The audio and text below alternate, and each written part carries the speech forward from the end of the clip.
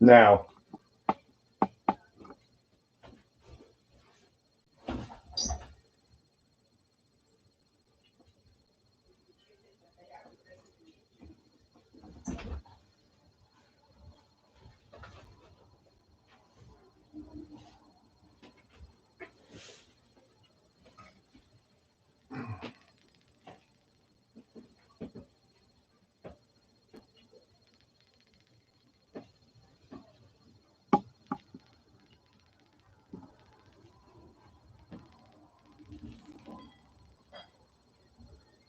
Okay, do we have anybody there yet? Let's see.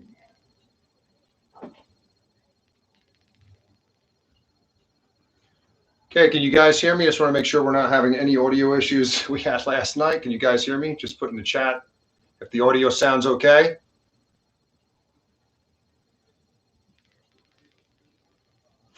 Ha. Awesome, awesome. Okay, all right. So thanks again for joining the stream tonight. This is round 2. So tonight we're going to show you the Zaccaria. Before we get into it, just a couple of things I want to address. Last night's stream, if you happen to join us, I did show up the Pinball Effects 3 tables. OTG has not been implemented yet. It's slated right now for January 8th. That's what PK had told me. So what I was showing off last night was simply HDMI plugged into the Legends Pinball, and I was using the PS4 controller. So tonight we're going to see a similar thing. It's going to be HDMI coming. It is true 1080p, so this will be indicative of what you will see on the playfield when you're actually playing it from Steam. So OTG hasn't been implemented yet, like I said. I've been playing around with it. So here's a couple of things to think about, right? So this is really an option. You know, we have the 22 tables installed. We'll have tables through ArcadeNet. But, you know, the OTG is just yet another option, another means that we can play it. Of course, there's Well Played out there. There's Arcade 1-Up that's coming out with their system. We have Toy Shock that's out there. There's another competitor. But what's great about this is options, okay? So here's a few things that I found so far and plugging in. And again, OTG is not live, so this is not a final review in any way, shape, or form. It's not quite as plug and play, right? So I'm using my computer as my everyday computer. It's a pretty powerful computer. It's an i7, got 64 gigs of RAM. I got a GTX 1080 Ti in it. So it's a pretty good size, you know, pretty powerful computer. It's a beast, 3 outputs. And, you know, a real full-on V-pin table, if you have a separate DMD, the back glass on the table is 3 outputs. This, once it's all set up eventually, when there's the board available, you can get a board now. Whether or not that'll be the final board that can be used with this, third-party accessory that is, you'll be able to use the back glass in the table. So 2 outputs from your PC. The issue I've been finding, because I use it with as my everyday PC right now, is when I plug it in and I run, let's say, Pinball Effects 3, or I was running Zaccaria, which you're going to see tonight, it kept wanting to put full screen on my primary display, and I had to futz with it a little bit. So it wasn't quite as plug and play, and that's nothing about, you know, that's not a disparagement of the Legends. That would be true of any V-pin cabinet. A lot of times when people are building these V-pin cabinets, they're actually having dedicated PCs that they're using just for it. So I could see that if it's something I'm really going to take advantage of, because I own the complete catalog of Zen and Zaccaria and Pinball Arcade, you know, the Farsight stuff, that I would probably get a dedicated PC and hook it up to this, rather than futzing around with my everyday PC, even though it's a workhorse, and changing stuff around. It's going to be more convenient that way. So that's something to think about going into it. You know, there's a little bit more manipulation. We know also with Visual Pinball, you know, setting Visual Pinball up on a PC is not plug and play. There's a little bit more involved with it. But the AtGames community, I think, is really here to help. I think we're going to see a lot of good tutorials coming out in the future on how to do this stuff once more of these tables are in the hands of the masses. And so, you know, I'm looking forward to what the future is. The other thing I wanted to address real quick is some people asked, well, why on the re-uploaded stream from last night did I take out the Pinball Effects 3 stuff? After my stream, I had talks with some people, and I know there's been a little controversy around Zen Online because of the cabinet codes. They're not easily giving them out as much anymore. And bottom line is, I just don't want to make any waves. I don't want any headaches with anyone. So I thought it was best to pull the pinball effects stuff out of my video and repost it. That's why tonight we're going to show you Zaccaria. So I can tell you wholeheartedly, the pinball effects stuff looked great on it.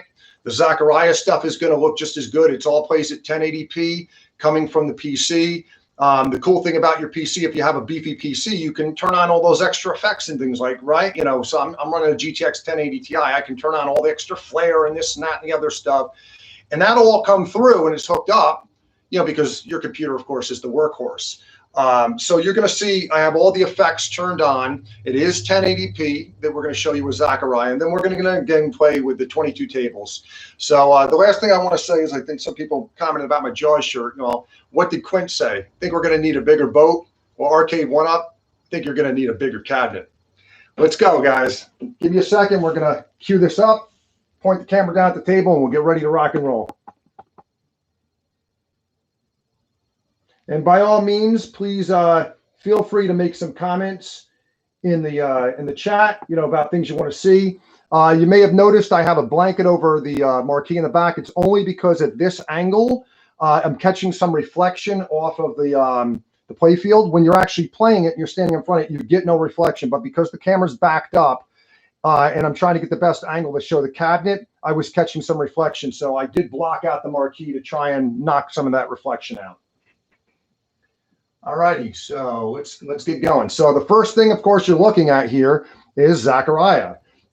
Because OTG is not implemented right now, I'm actually using a keyboard.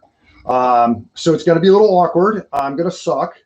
If anybody's familiar with the Zaccaria tables, by all means, feel free to call out one and I'll pull it up.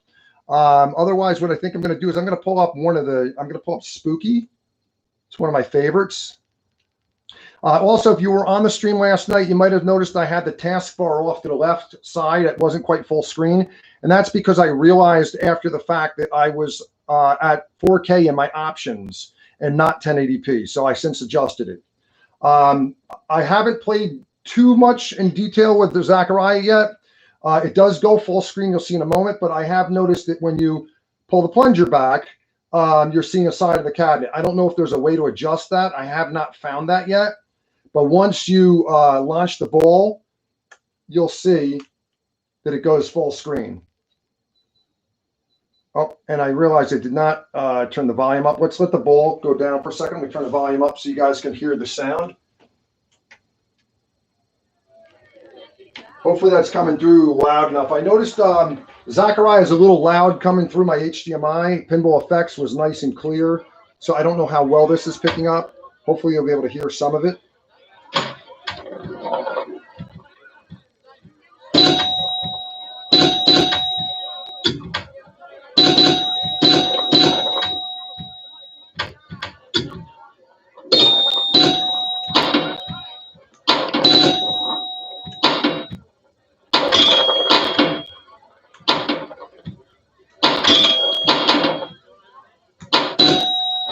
Now, I did try ArcadeNet. Of course, at this point in time, you can't rotate the screen. I don't know if there will be an ability to rotate the screen in the future, but I can tell you through ArcadeNet that all the flippers and everything worked. I was just playing landscape on the table.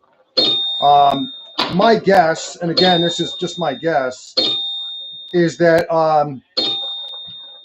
we probably will not be able to get a back box display working with ArcadeNet, simply because ArcadeNet is streaming, and I don't think it's going to have a way to handle two separate video outputs.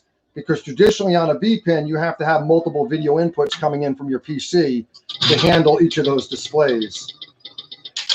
But I would think, if anything, if you're trying to do it through ArcadeNet, if at least they can do something with the rotation, you may be able to just play it on the main play field and have the VMD embedded on your main play field without using the back box.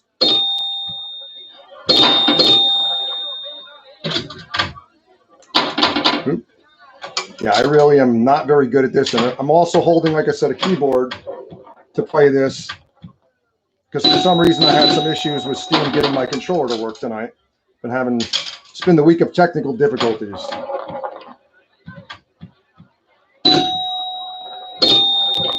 But, you know, stream does not, you know, we were talking about this in some of the chat. stream doesn't do it justice. You really want to see some good video so far, you should check out ETA Prime's review. He did a 4K video that really shows how vivid this display is. I mean, you have to see it in person. I told PK I thought the display on the Legends is actually better than the ALU. It's really rich and vibrant. And, you know, the key thing to highlight is, unlike the Arcade 1-Up and the Toy Shock, the display is 1080p. Your built-in 22 tables and play at 60 frames per second. So it's a nice, smooth experience. All right, so I'm going to let the ball kind of go out, and we'll try another table real quick so you guys can see it. And like I said, you know, I have tried, I have not tried Pinball Arcade on this yet, because when I launched it, it wanted to launch and use 3 screens. So I'm still trying to kind of figure out how to do that. But Pinball Effects look just as good. And I do apologize that I'm not showing that for you tonight. Everybody's kind of tuned in for that. Turn this down just a little bit. Just so I'm not drowning myself out. Get ready. Cool. See a comment, the reflections addressed. Cool. Let's see, what do we got on here that we can pull up? Let's try Star God. Star God.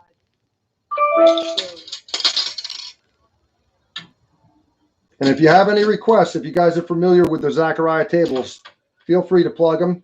If you're liking what you see, be sure to give the video stream a like. Check out our other content we have on the channel. If you're a horror fan, got plenty of horror content. That's what I do primarily, is I do freelance video extras for DVDs like the new Friday the 13th box set that came out recently, and I Spit on Your Grave. And I've also done some movies and web series in the past as well. So there's quite a bit of content to check out on my channel. And definitely, you know, subscribe so you keep up to date with what we're doing.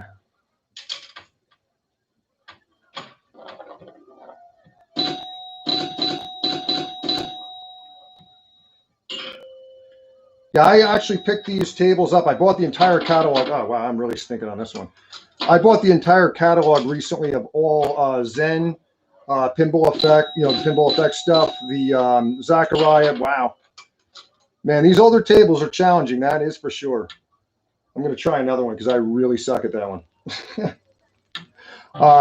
But anyway, I picked them up on a Steam sale. So now with pinball being so popular, they're running frequent sales. And definitely keep your eyes on Steam if you're looking to pick some of these up and you're planning on using OTG feature.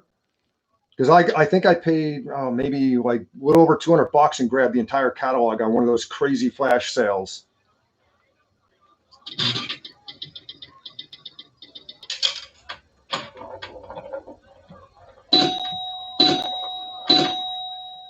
Yeah, I know there's been comments. Some people are like, well, you know, I like the Zen stuff.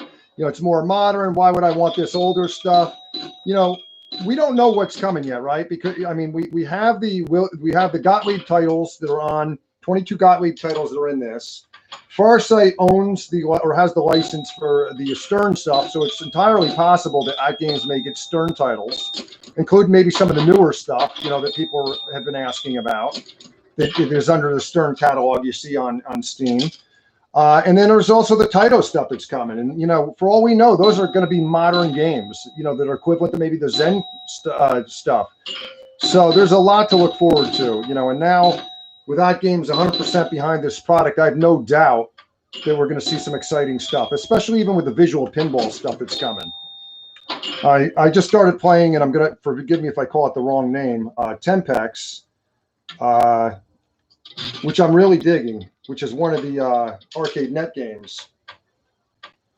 And that's pretty cool, you know, for a more modern style game.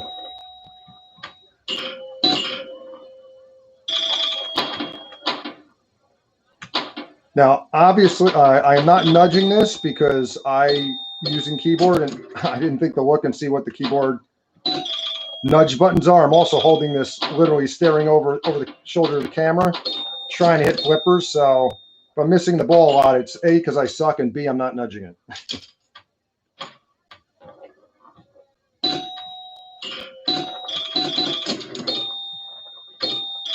So yeah, like I mentioned, ETA Prime's got a really cool video. I know Steven from Tech Buzz did showed off some features in it as well. Cool Toy did a recent teardown, so if you're interested in seeing what the specs are under the hood, he talks about it in his video, and he has it below in the comments below his video on YouTube. And I know you know, once P-Dub's Arcade Loft, he gets his cabinet finally, you're going to see some exciting content coming from him as well. There's a lot to look forward to. And of course, if you guys haven't been following all the videos, P-Dub's put out and announced a video the other day where we showed pictures, or he showed pictures, I should say, of an optional peripheral that's going to replace the control panel coming out that will add a joystick, buttons, and a trackball for all the vertical game goodness that you can want. So that leads me to believe we're going to see a lot more new content coming out once ArcadeNet goes live with their subscription, which is slated for this week. Let's see. Oh, Aliens. Here we go. I like Aliens. Aliens. Great movie, too. So somebody's asking before I start, joined late, is this PC or Android? So the Legends Pinball is Linux-based. What you're seeing right now is an HDMI connection coming from Steam, from Zaccaria Pinball. You will be very soon be able to connect OTG up and be able to play those through it. Right now, because that hasn't been fully implemented, I'm using controls from my PC and just showing the video. But this will look the same once OTG goes live. You're seeing a 1080p stream. I shouldn't say stream, a direct connection from the PC into the HDMI input. Can you put it on cabinet mode? So this is actually cabinet mode, as far as I know. So Zaccaria, when I went through the options, there's an option to rotate it. If there's another buried cabinet mode, I've missed it. If somebody knows where that is and can put it in the stream, let me know. In Pinball Effects, there's a cabinet mode where you can go in and it will get rid of like the hovers and won't turn the profile when you're pulling the plunger back, you know, to the side of the cabinet. But you need a cabinet code for that. And of course, you know, as I mentioned earlier in the stream, there's been some controversy around that because since AtGames came in the market and our Arcade 1UP is now coming out with Zen Studios game cabinets, they're not freely giving out the codes like they once were. So you see in here in Zaccaria, it switches the camera view, but as soon as I launch that ball, it goes into the full mode. Pinball Effects 3, it stays into this full mode the whole entire time. Like I said, if there's a way to change it for Zaccaria, I haven't found that yet, how to do that. And I have not yet really played with Pinball Arcade because when I did launch it, they wanted to launch with three displays because I have this connected along with 2 other monitors. So I haven't really played with that one yet. I think I may end up, just for a test, have to disconnect some of my monitors until I can figure out how to launch it and control the number of monitors being used. I plan on putting out some more videos that will be better quality than just streaming, so that it won't look as washed out, and I'll feature that in those videos too if it's possible. I'll probably do those videos more after OTG goes live, so I'm maximizing the capabilities shown in the video. I mean, with the holidays, I honestly haven't spent more than a few hours with this. So I'm really just kind of scratching the surface in terms of gameplay. And I apologize if I keep losing the ball. It's kind of difficult to hold the keyboard while looking over the camera to make sure I'm doing it right.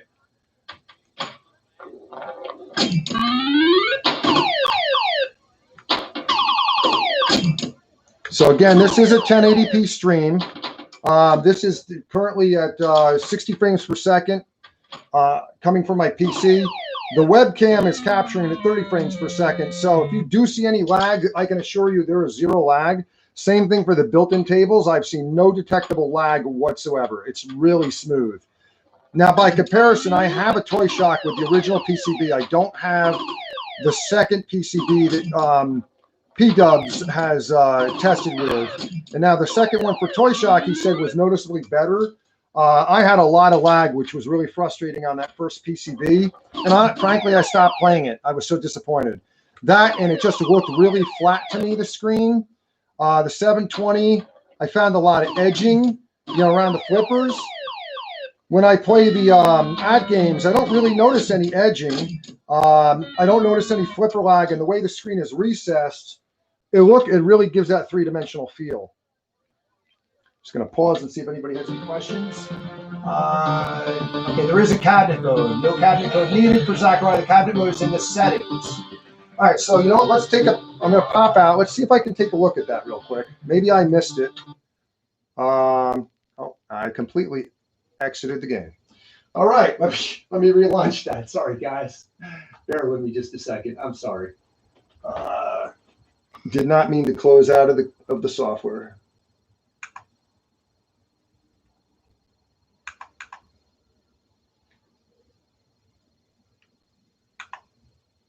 What's really cool too, I bought on a bundle. If anybody has the Oculus Rift or the Vive, or any of the Steam compatible headsets, there's a VR mode for Zaccaria that lets you play all the pinballs in VR, and it's really cool. There's also Pinball Effects does make. I mean, we're not here to really promote Pinball Effects, but there is a Pinball Effects VR game too. But I found the Zaccaria one was a lot more fun.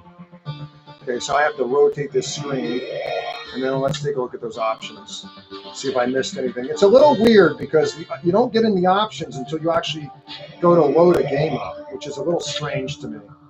Let me just lower down the volume a little bit. I just feel like I'm screaming over the. Bear with me. Okay.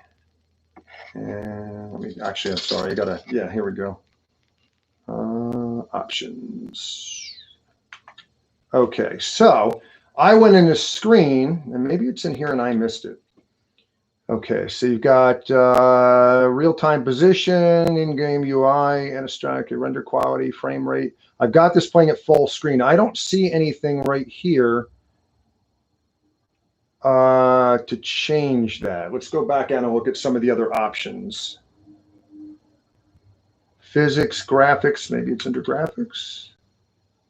Nope, this is all your quality settings. Oh, maybe it's camera. It's a little weird because I have this turned sideways, and but I'm still moving. I'm having actually, it's a little counterintuitive. Okay, so launch your camera on, or maybe that's it. Maybe I have to shut the launcher camera off. Let's try that.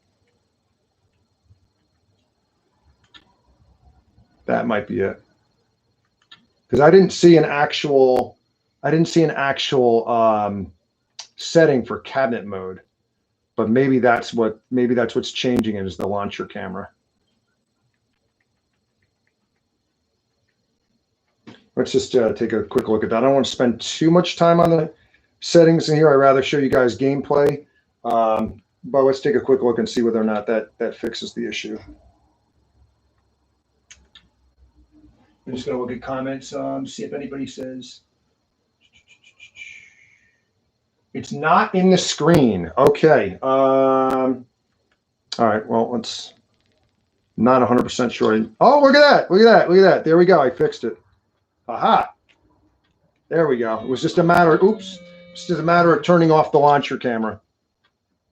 Yeah. So each of these softwares all call things. Well, wow. I'm thinking I'm a little of that COVID luck is rubbing off on me, man, because what is that? What was that? That was ridiculous. Okay. We got to try that one more time because I cannot believe that happened 3 times in a row, man. It's just, seriously? 3 times in a row. All right. The hell with this table. I'm not liking that table. Oh my God. I don't know what that was. It didn't even give me a shot. Let's see what we got over here. All right, you know what? I love zombies. Who doesn't love zombies? Let's check this out.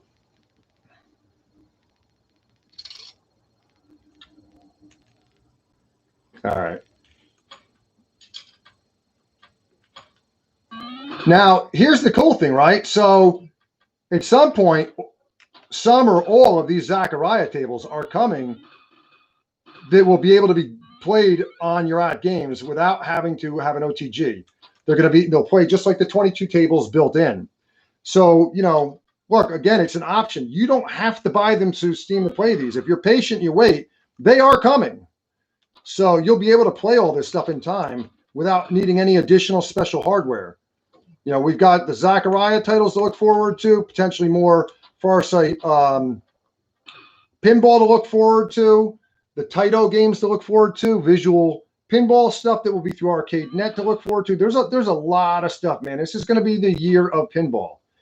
And, you know, Arcade 1-Up, you get 10 tables on a cabinet. Now, it sounds like I'm bashing them, but look, I'll admit, I ordered the Star Wars pinball. I am a complete Star Wars nut. And I do really want to try it out. You know, and there's nothing wrong to having different products. But, you know, look, I can say, if I was going to only own one, like I said last night, when you're talking about like PlayStation 5, people ask me, I have both, PlayStation 5 and Xbox Series X. Well, if I was going to only own one, it'd be a PS5, and I've always been an Xbox supporter. You know, I was the biggest Arcade 1-Up fan until I discovered AtGames. And it's, you know, what's happened in the past years just made me love the company all the more with their product innovation. So if I could only have one pinball cabinet, this would be the one. But if you got the room and the space, you know, why not? There's nothing wrong with it. Now, I don't know if P-Dubs is watching it. Just like P-Dubs, there's nothing wrong with having 50 different Pac-Man cabinets.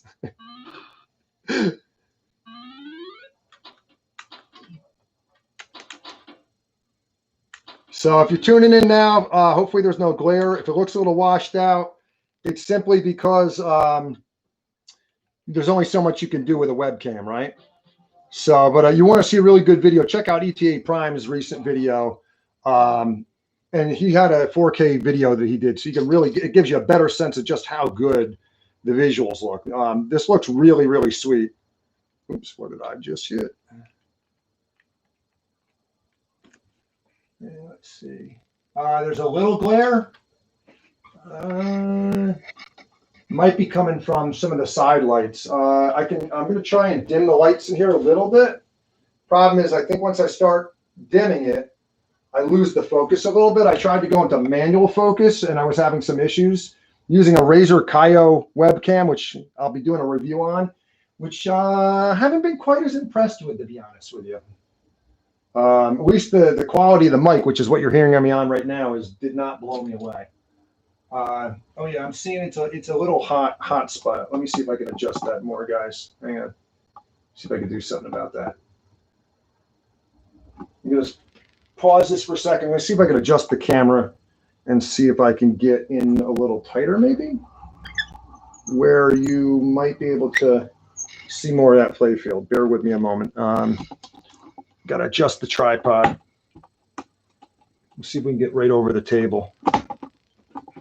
Hang on. Let's see. Let me just lower the camera a little bit.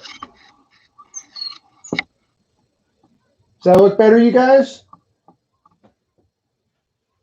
I may have to readjust that again when we go and show gameplay from the 22 built-in cabinets, but I think I'm looking at least on my end on my laptop, and it seems to look good. All right, cool. All right, so let's continue. If you're just joining, we're looking at 1080p Zaccaria being played via HDMI. OTG is not available yet, but it is slated currently to come January 8th. So I'm playing actually with a keyboard. But this is indeed how it will look via OTG. Now I have all the effects and stuff turned on my PC. I have a pretty beefy PC. So depending on your PC, you might have to turn some of the effects down, but this is still a good idea of what it's capable of. This has all the effects turned on right now, and it is at 60 frames per second, though it's probably not showing that way in the webcam. Wow. Again, I apologize for my sucky gameplay. It's a little difficult to do this with the keyboard and looking over the camera. Nothing like the real thing using those pinball flippers. And I know some people were asking about, you know, can you show Pinball Effects 3? I did show that last night. Unfortunately, just because there's been so much heat around it, I did pull it from my video. Some people asked me, did, you know, AtGames request me to do that? No, that was completely my decision. AtGames and PK has been completely supportive. I also want to point out, I paid for this cabinet with my own money. I'm not a regular reviewer by any means, or well, I guess what you consider like an influencer. So I got no special treatment in terms of getting this cabinet. Just was lucky enough to score one in wave one, man, because I was spamming that key button, you know, to get my reservation in. But I've been very, very pleased with what I've seen on the cabinet so far. We'll do a little more Zaccaria, a couple more tables, and then I'm going to switch over and then show you guys gameplay. If you haven't really seen, I'm sure you've probably seen gameplay already, but from the 22 built-in tables.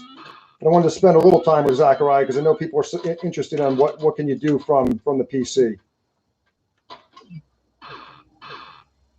Now, some people have asked me, well, how did I get my cabinet code for Zen? Because they don't give them out so easily anymore. I'll be honest with you. I'm going to be modding my Toy Shock. I just don't use it anymore, and I'm going to throw an older computer in it. And so I sent them all the information to get my cabinet code, and that's how I got my cabinet code.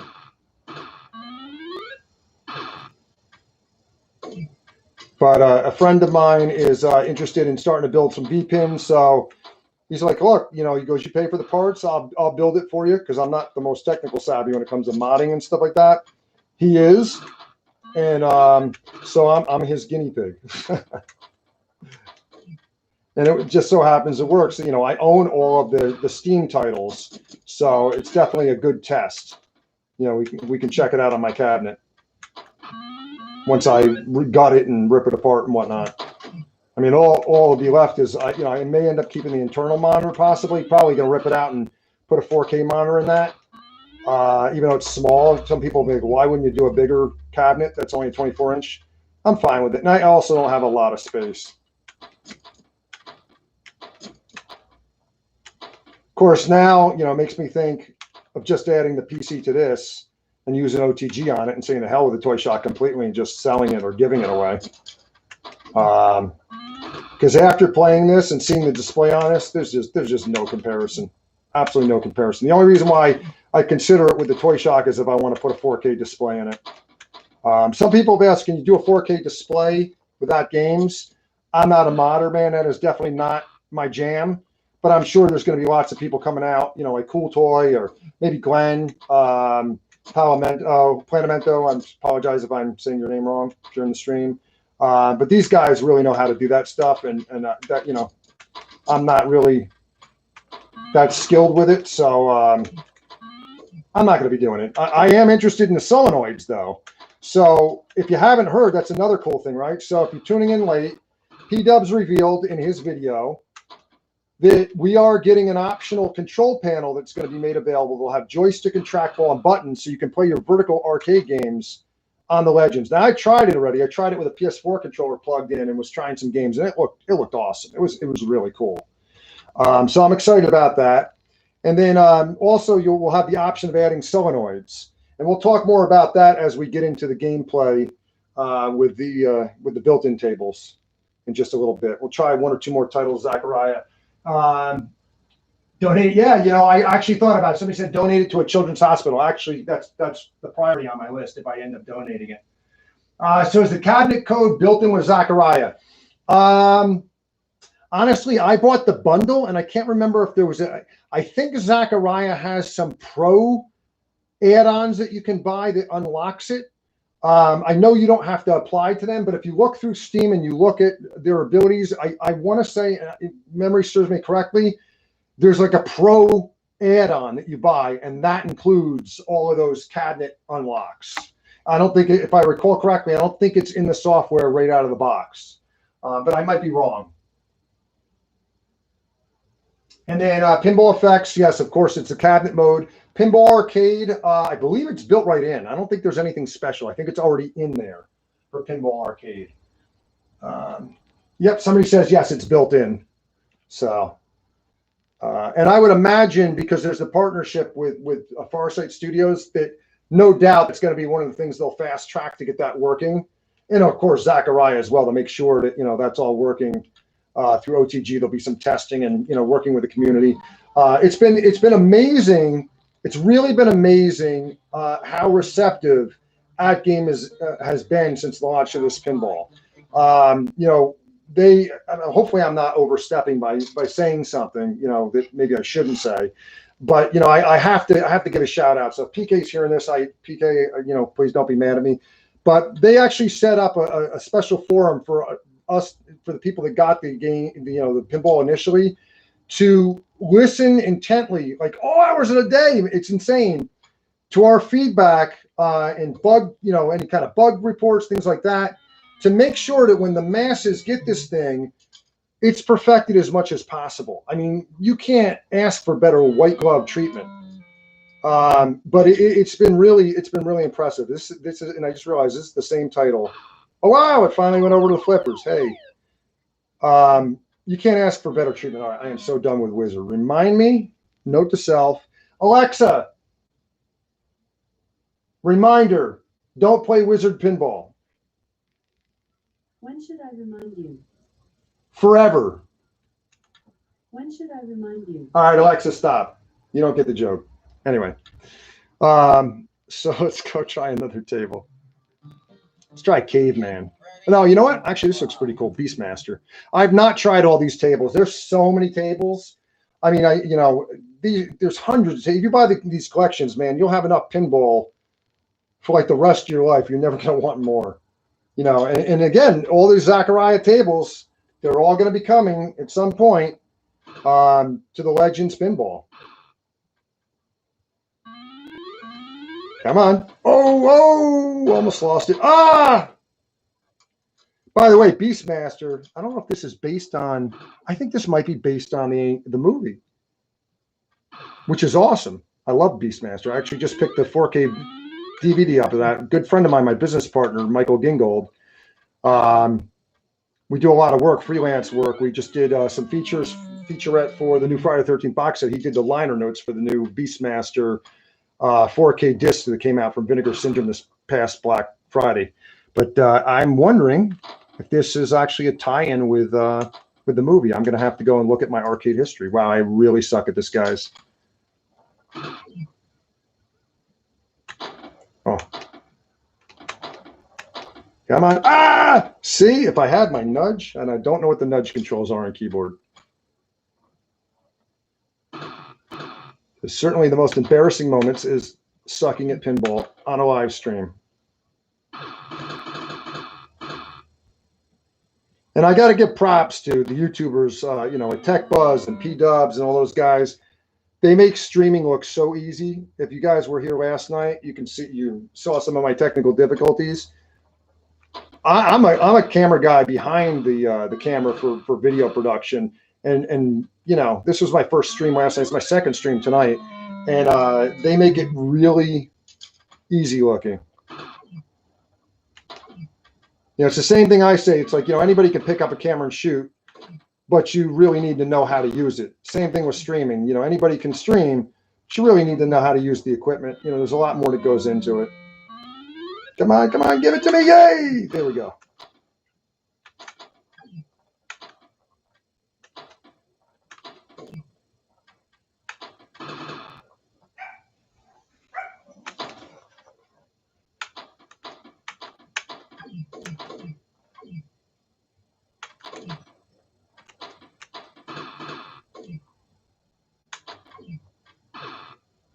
Get a little bit better.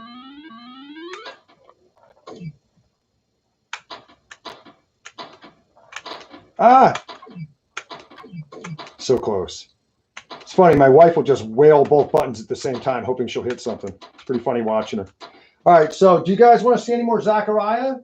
Okay. Oh, can you go into options and select cabinet? Okay. Let's go into options and select cabinet. Let's see. know what? I think options. Hang on. Yeah, options and select. Oh, hello, right in front of me. How did I miss that before? Jeez. Duh, cabinet mode. Thank you. Thanks, Rick. I don't know if that could have been any more obvious. You can tell I've not spent a lot of time in this. Let's see what if any difference that makes. Because I turned off the launcher thing, but let's go back to the Beastmaster since we're just looking at it and see if that. I did not. Well, you know what? Let's try it on a different game since I'm going to be doing it. Yeah, thank you for pointing out that cabinet mode. I got to really spend more time. I was excited to get the content out for you guys. So I should have done a little more due diligence with research. So I'm not seeing much of a difference here because I turned off the launcher camera, but I'm going to suspect that if you had multiple monitors hooked up, it probably makes a difference.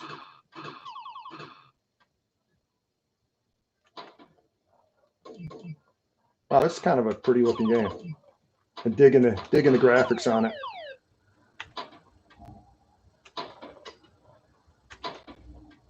Oh.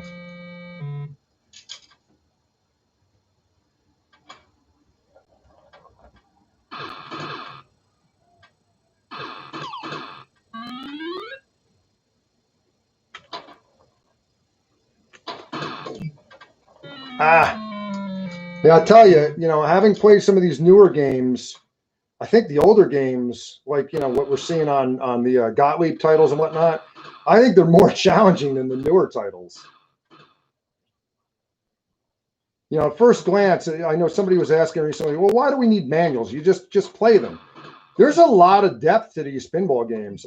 What's cool about it is and we'll show you too as we go along later, in the menus for the AtGames, you can pull up the manuals for each of the tables, and it tells you what everything does, and how to score the points and do this and that and the other thing. So there's really quite a bit of depth to these tables. And if you really want to master them, it's worth the read. Or, look, you can just plug away with them and just get your high score and just have fun at it, man. It's, whatever play style suits you best. I mean, I'm guilty of one thing is sometimes I'll play a video game and I'll throw that stuff on easy because I want to enjoy the story a little bit more. And there's times I'll play it on the hardest difficulty because I want a real challenge, right? So, whatever floats your boat.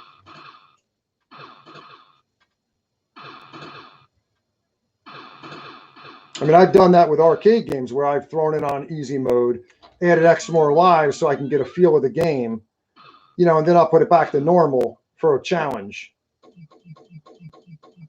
Nothing wrong with that. Oh, okay. So, hey, you guys want to see more Zaccaria?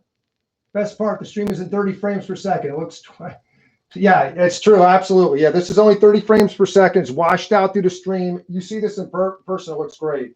And I'm seeing right now, yeah, it's going, is my autofocus go? Oh, it's because of the menu. You guys want to see more Zaccaria? You want to switch over to the built-in tables? Let me know in the chat what you guys think. I'm just going to take a quick sip of some water, and let me know if you want to see some more Zaccaria, if you want me to switch to the built-in.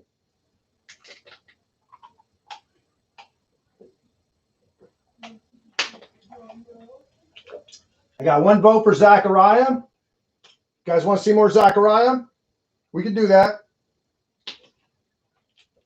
Dave, do you have any requests for any specific titles? Anything you want to see in particular? I'm not that well versed with Zaccaria titles, I'll be honest with you. So I don't have any real recommendations myself. If there's a specific title, I can pull it up. I have to step out. Thanks for showing. Have a good night, Rick. Thanks for stopping by. Zach, Mexico 86. Okay, so let's go. You got to figure out what that is under because you have your SS tables, your EM tables. Let's see where that is under. How does the 3D look on the Zac from your PC versus the 3D effect built in? So the PC is going to have more effects, right? Look, the PC stuff, it is going to look a little bit better just because you have more horsepower from a PC. You could do more with the software. But look, I'm pleased. Once you start playing the games, you don't really notice it. And the fact that the screen is recessed and it's so high res to begin with, even for 1080p and so vivid, once you get playing, you start watching that ball flying around, you kind of lose track of that. You don't really notice it. But yeah, I mean, you will get a little bit more depth from from the PC versions because they could do a little bit more, right? Because it's going to be a more powerful machine. It's just like somebody said to me, it's like, all right, the best way to compare it, right, is like comparing the AtGames Legend to one of those $10,000 virtual pinball tables that has all the bells and whistles to it and a 4K display. It's not going to be the same thing. But will you enjoy this? Absolutely. At least from my perspective, I'm really, really enjoying it. But they shove so much into this for the $600. It's really quite astonishing. It really is. So let me see if I can find that game. Do you happen to know which category that's under, that game you were asking for? Because I am, let's see, let's go through the other categories, see if it's an EM table maybe.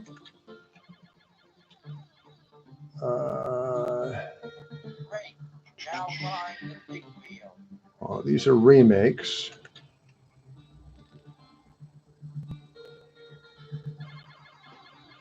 Just looking to see if I can find it. It's not standing out to me. Come on, boys, let's keep some real football.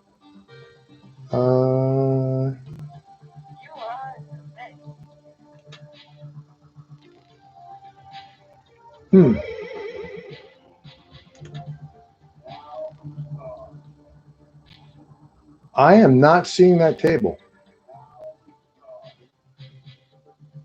Oh, you're saying SS bottom left. Bottom left. Ah, wow. Thanks for pointing that out. I would have probably looked at it 100 times and not seen it.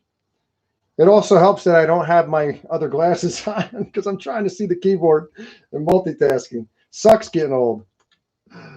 Oh.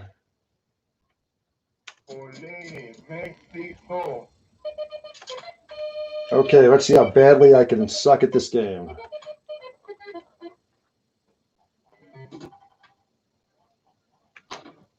Ah, see, already.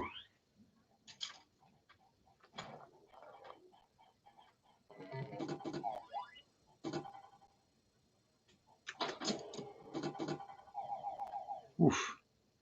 Man, some of these tables are unforgiving.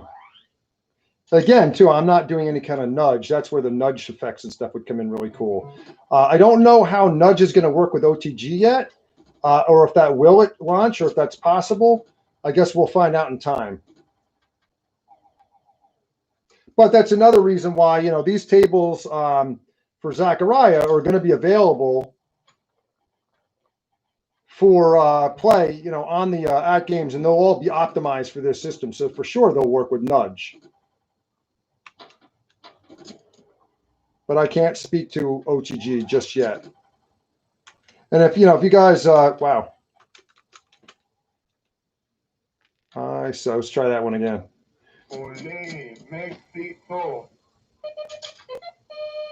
Am I feeling the hits? I'm actually not physically touching this. I'm playing this using a keyboard. When you play the built-in games, yes, you do feel the hits. And there are two exciters in. But this is actually right now just an HDMI connection coming from my PC, and I'm using a keyboard because OTG has not been equipped yet. That's coming in a firmware update slated right now for January 8th. So I don't know how the haptics will work over OTG yet. I'm not sure. I don't know if that will be possible either, but we'll find out in time. But I mean, look, hey, even if you can't get the haptics to work and you're able to play these games via OTG, I'll take that. I'll take that, right? It's just another option. I'm really sucking tonight at this. Embarrassingly so.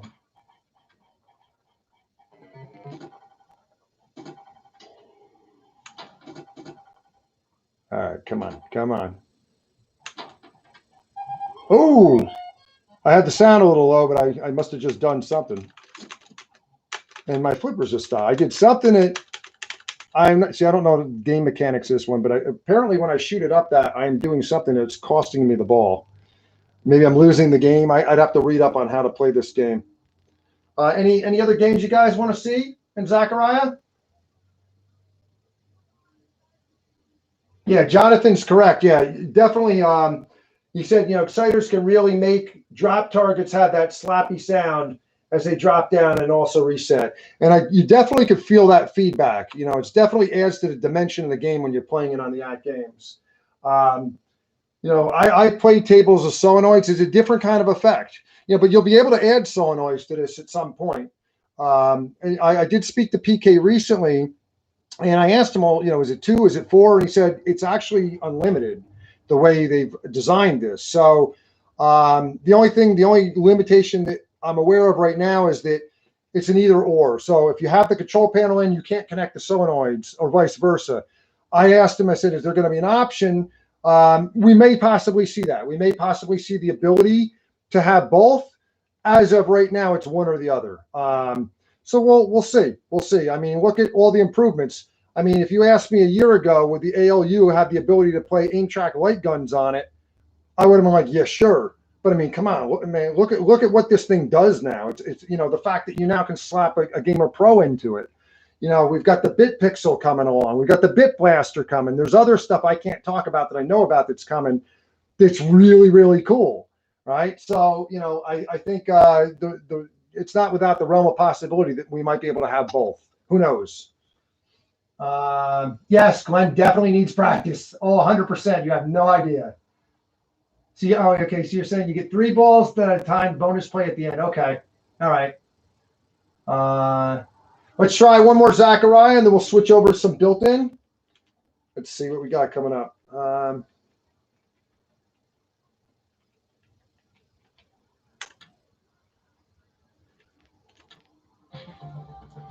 Okay, let's see what we got here. Where's that cool looking one? Ooh, Shooting the Rapids. That looks pretty cool.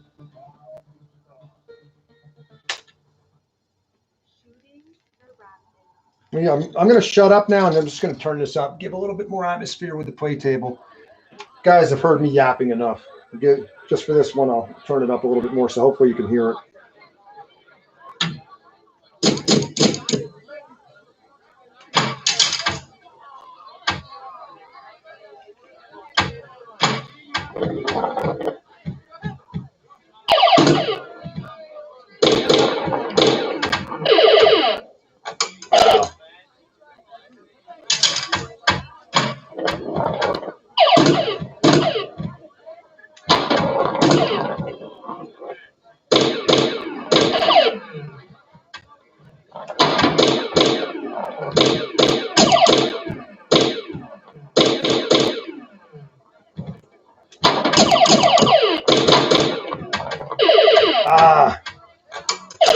Where that nudge would have come in handy.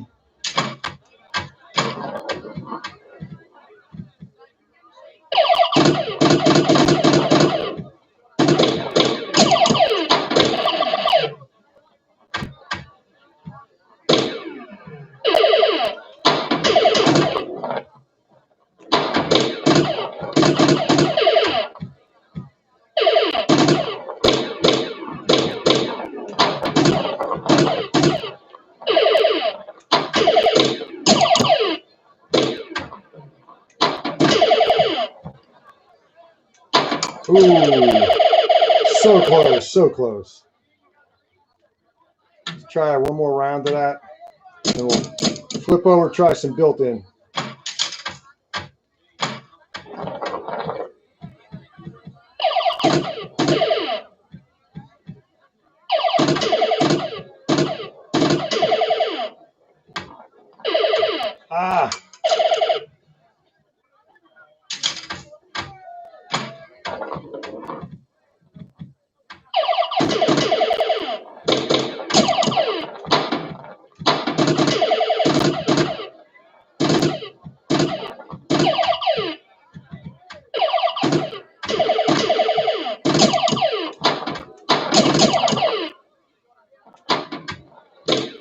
I'm digging this game. I think this is a little easier for me, especially with the keyboard.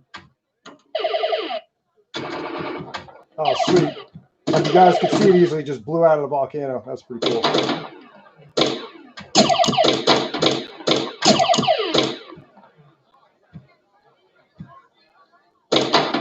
Ah. See, I could definitely see me playing this quite a bit. I'm digging this table. I would get this, you know, well, with our subscriptions now, I believe all these are going to be available through the ArcadeNet subscription. But I would definitely could see myself playing this quite a bit.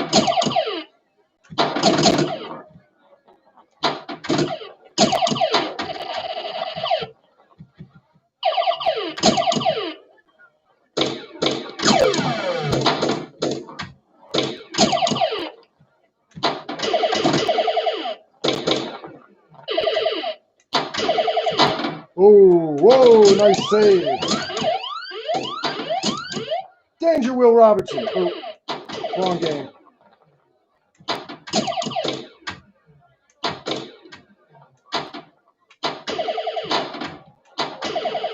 Come on.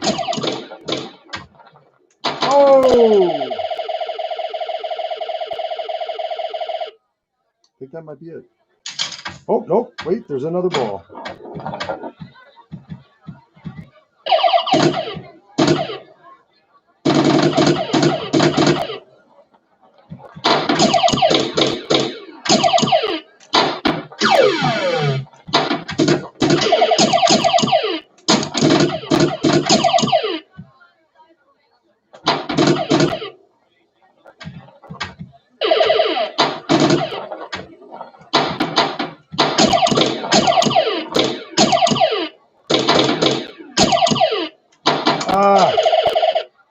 All right, well, at least I broke $500,000. There you go. I want to see a Lost in Space table. That is not in Zaccaria. That is Pinball Arcade, I think. I don't think that's a Zaccaria table. Correct me if I'm wrong. Is that Zaccaria? You're a real devil, Ryan. Guys, shout out in the check in the thing. If that is that a Zaccaria table, I'll pull that up. I don't think that's a Zaccaria table. Let's see what you. Shooting the rabbit. Oh, it doesn't exist. Well, you know what? If you surf through Future Pinball and Visual Pinball, no doubt there probably is one on there. And it's at some point you'll be able to get your PC up and running, connected to this, and play those. I know when I was going through Visual Pinball, I think it was Visual Pinball, I saw there was a Psycho table, man, and that was badass because I love Psycho. And I don't know if there was ever a real Psycho table or not, but there's a lot of recreations out there, and there's a lot of original ones. So it wouldn't surprise me that there isn't a Lost in Space table out there. Okay, let's see. All right, so guys, I'm going to switch over to the built-in tables. Give me just a second. I just need a quick drink because I feel like I'm losing my voice. And we'll take a look at those. So let me just going to readjust the camera as well too, because I want to show you a couple things. So what I did too, actually, while I have this menu up on here, I'll show you real quick. So when you hit the channel button on the ALU, it flips HDMI. When you press it on the pinball cabinet, you get a menu, and it'll ask you, I don't know how easy it is to see it on here, but I have display, main display, and then the back box. You can choose which display you want to control, and then you can change the degree. So right now I have the display changed 90 degree. So when I went to my HDMI input, it pulled in from my computer and flipped it sideways. And then I rotated the screen, for Zaccaria, and that's how I was able to get it in the playfield. Now, cabinet mode might automatically do that. Maybe that's one advantage. If you're running it in cabinet mode, it might automatically flip and rotate the screen. Like I said, I haven't played with it a whole lot. So let's just get out of here. So I want to pull back. I'm going to readjust the camera for a second, because I want to show you a couple of things about the cabinet. So bear with me as I pull this back. Okay. I'm going to tilt up.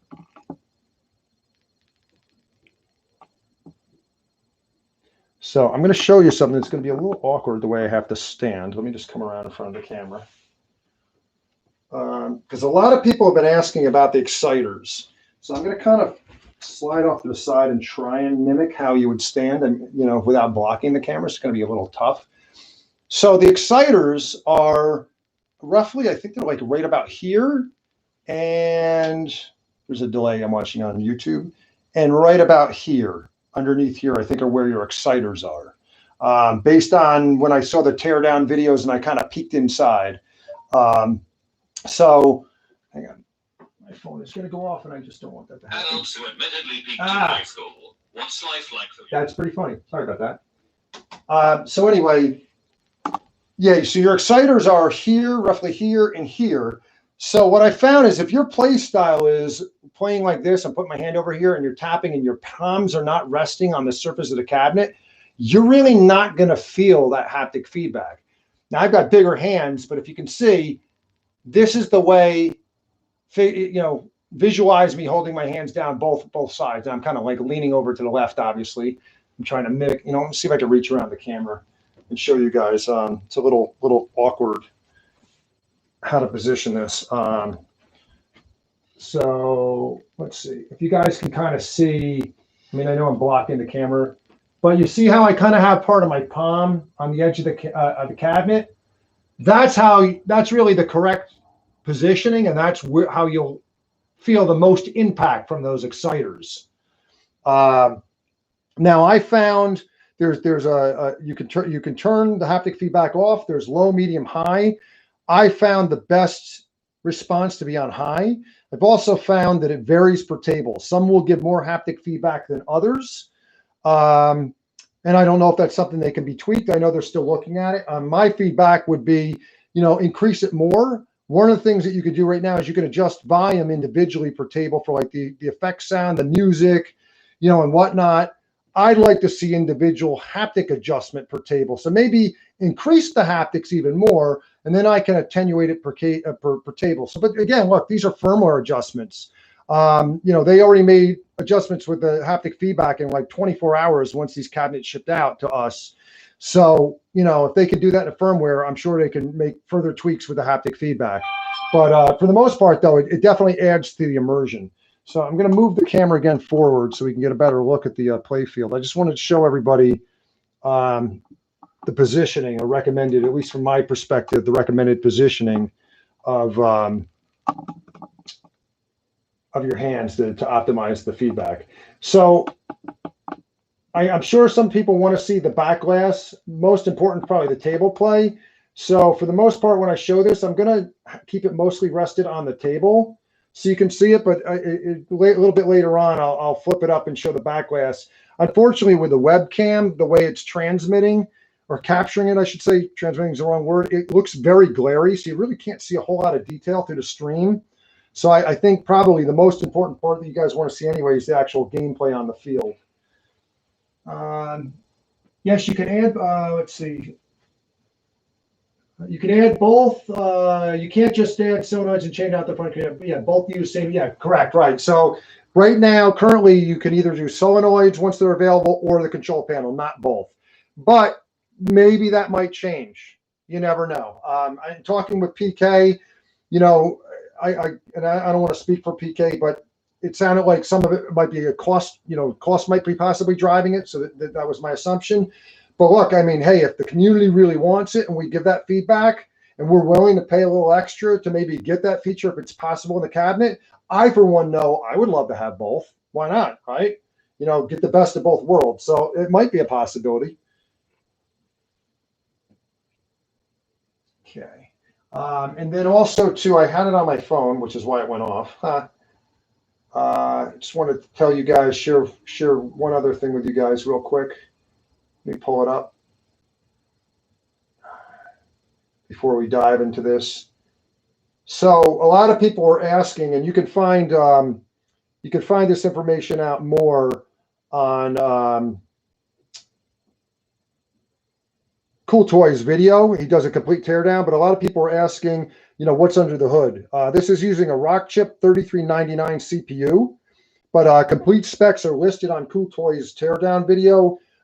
He talks about it and shows everything, all the internal components inside the video, but he also lists the detailed breakdown underneath the video and the description. But I know that was a popular question that popped up was, what is it? It's running a Rockchip 3399, which is actually pretty powerful.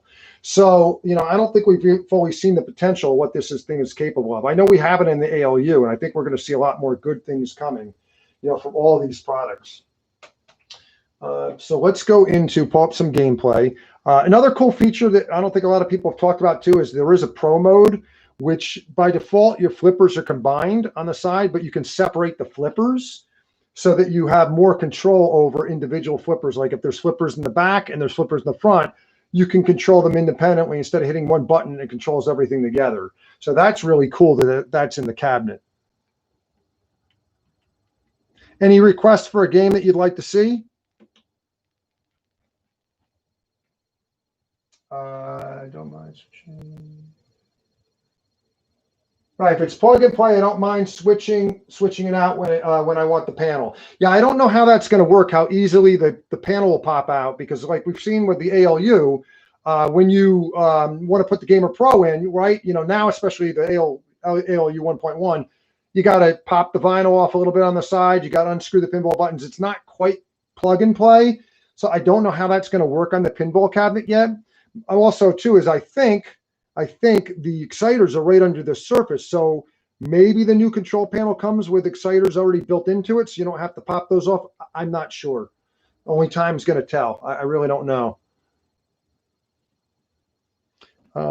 Anybody have any specific? Oh, Haunted House. Okay, yeah, that is absolutely one of my favorites. Class of 1812 has really become a favorite of mine as well.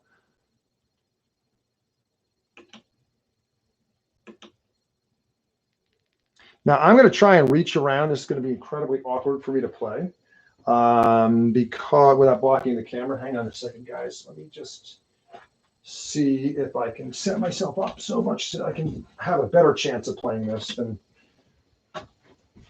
But I don't know how well this is going to work. Let's try.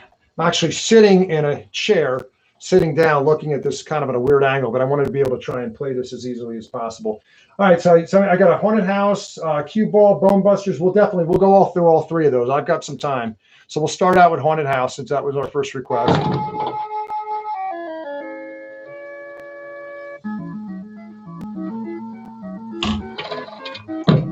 Oops. You hear that thump? I can actually feel that thump. Hopefully the mic's picking that thump sound up. That's solid. This is a good one to really kind of demonstrate the exciters, because you really feel the exciters. I've got them turned up to high, and I also turned the accelerometer up to the maximum. You really gotta give it a good hit for the accelerometer to go. This is at maximum. I found that has the best. I'd like to see this maybe tweaked a little bit more, because this cabinet, man, it is rock solid. It's not like the Toy Shock. Toy Shock, I feel like if I hit it, I would knock it over. This is solid. This is really, really solid, and it takes a good hit. You know, and also, of course, too, we have real glass on this. It's not plastic like you're going to get on the Arcade 1-Up or you have with the Toy Shock. Actually, no, I'm sorry. The Toy Shock, I think, is glass. But the Arcade 1-Up is definitely plastic. Let's try this one more time. Like I said, it's a little awkward at the angle I'm at to play. I'm actually pretty decent at this game, but the way I'm sitting and looking at it, it's not all that easy. We had a question last night. How is the visibility from different angles? It's actually really good. It's silky smooth, 60 frames per second gameplay. Beautiful, vivid screen. I said to PK, I think this screen looks better than the ALU screen. It's really nice. See, this is where I should be hitting my nudge. And you know, you could put all the nudge in the world on these things, and I still forget to use it. Let's switch over. We'll do I think Bone Busters was the next request, and I've got some time. We can switch back and forth to these games. Let me just pull up the menu. Oh, another feature. Well, here's what's really cool, right? So your feet. If you're all familiar with the ALU, you know, you have to kind of make sure it's that sweet spot to capture the score, and then it uploads. It's not the smoothest experience, in my opinion.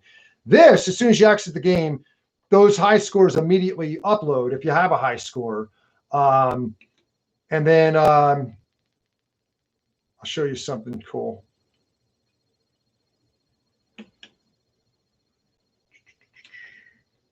And then you can easily bring up the leaderboards with the rankings with the nudge button. You can see everything easily, quickly and easily. Wow, I'm number 2. And I suck, and I beat Tampa Tech. Wow. That's pretty funny. Oh man, that is pretty funny. I don't think or unless that was from the other day. I don't know.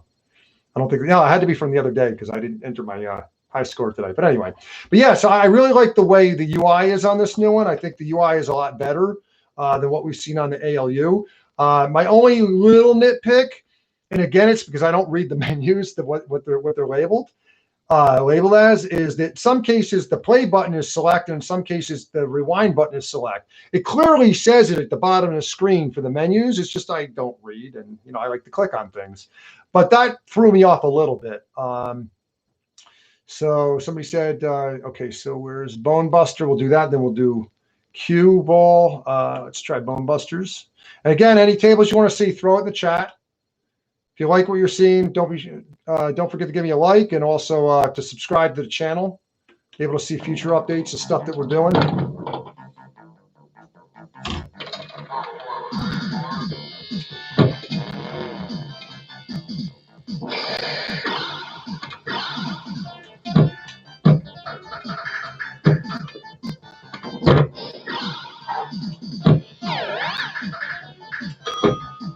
Yeah. I mean, the game to me, it does, you know, somebody asked earlier again, does it look flat? Once the ball's in motion, and the fact that it's a recessed display and it's so vibrant, I don't really notice it. In fact, I think some tables look like this one has more 3-dimension to it just by its design and layout than some of the really older tables. So it also depends on the table too. But it's been a really fun experience so far. I'm really digging it. I gotta learn to use that nudge more.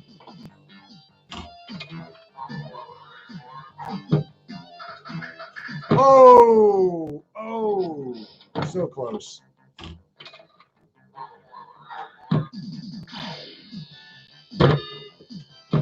Well, come on, really? So you can enter your score by your letters by, I don't know if you can see that on the screen, with the D-pad or with the flippers, either way. And then you use the rewind button for select.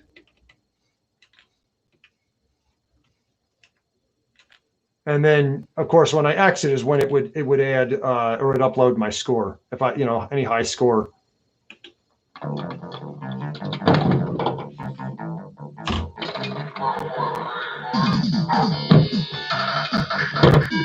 So now, if you've been following any of the other videos out there, one thing somebody noted is there's a little bit of a dead zone at the beginning and end of the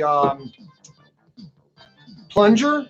That's something that AtGames is already looking into, and I know some people are disappointed that they don't have their cabinets yet, but my expectation is that this is going to be a really solid experience by the time it gets into the hands of the masses, because they are very, very, very quickly making updates and testing everything. Probably more so than the ALU, because they really want to make sure everybody's happy with this.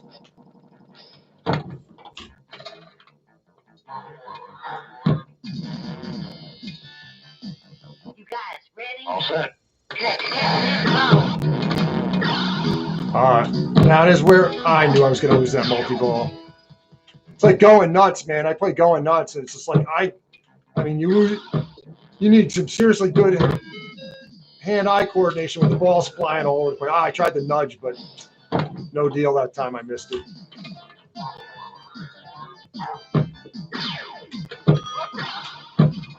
Ah, there we go. Somebody asked last night, can you turn off the table wobble when you hit nudge? There's no ability to do that. That's actually something that was even on the Steam versions of the games as well. For when you nudge it, and that's true of Zaccaria, it's true of Pinball Effects. To the best of my knowledge, there was no way to turn that off. I mean, unless maybe it's in a cabinet mode, it does. But I haven't really played too much with the cabinet mode. But I know ordinarily there was not a way to do that.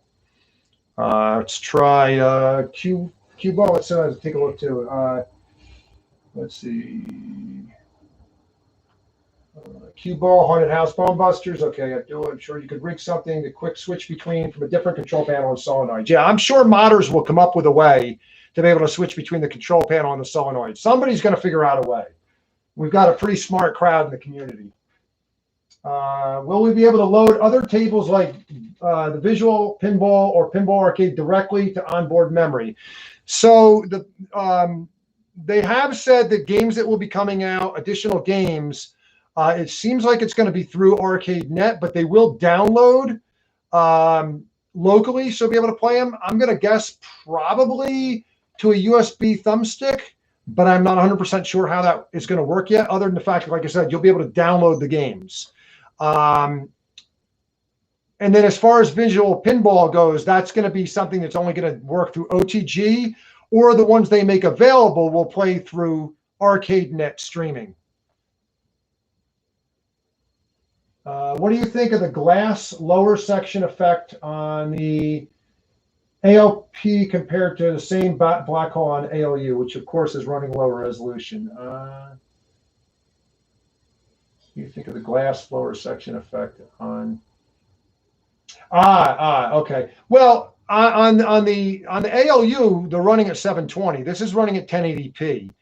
So for me, I think everything looks better on the pinball, the Legends Pinball, and it's at the correct ratio, right? There's nothing wrong with playing pinball if you don't have this table on the ALU. It's just another option, but it does look better to me. Completely look better on the Legends Pinball. Let me go to Cue Ball.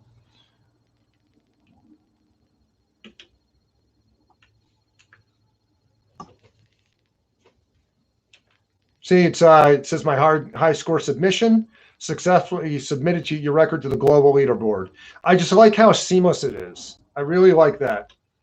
I'd like to see that implemented, a more seamless approach implemented into to the ALU. So here's Cue Ball Wizard.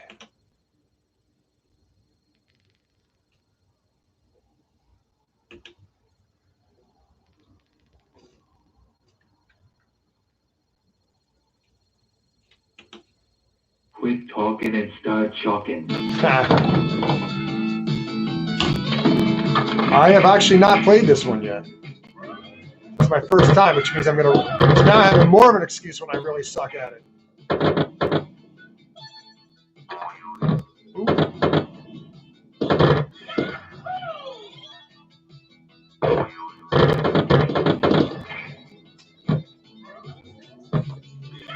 And when I played Going Nuts, this is running at 60 frames per second. You have all those balls flying around. I've seen no slowdown, no lag. It plays really, really good. It's a really good experience. And that's true of any of the tables that have the multi-ball. Wow, that one, when I hit the flipper, man, this one's got some good haptic feedback to it. I've noticed that some of the tape, okay, there's something now, you guys can't see it, but there was an animation going on in the back glass. And that's another thing I really like is, and I missed on the Toy Shock, because the Toy Shock has a static haunted house in the background. So games like Lights, Camera, Action weren't really fully playable because you didn't have the animated back glass. So I'm really thrilled that you have that on the Legends Pinball. Man, I'm really sucking. But I knew that was going to happen.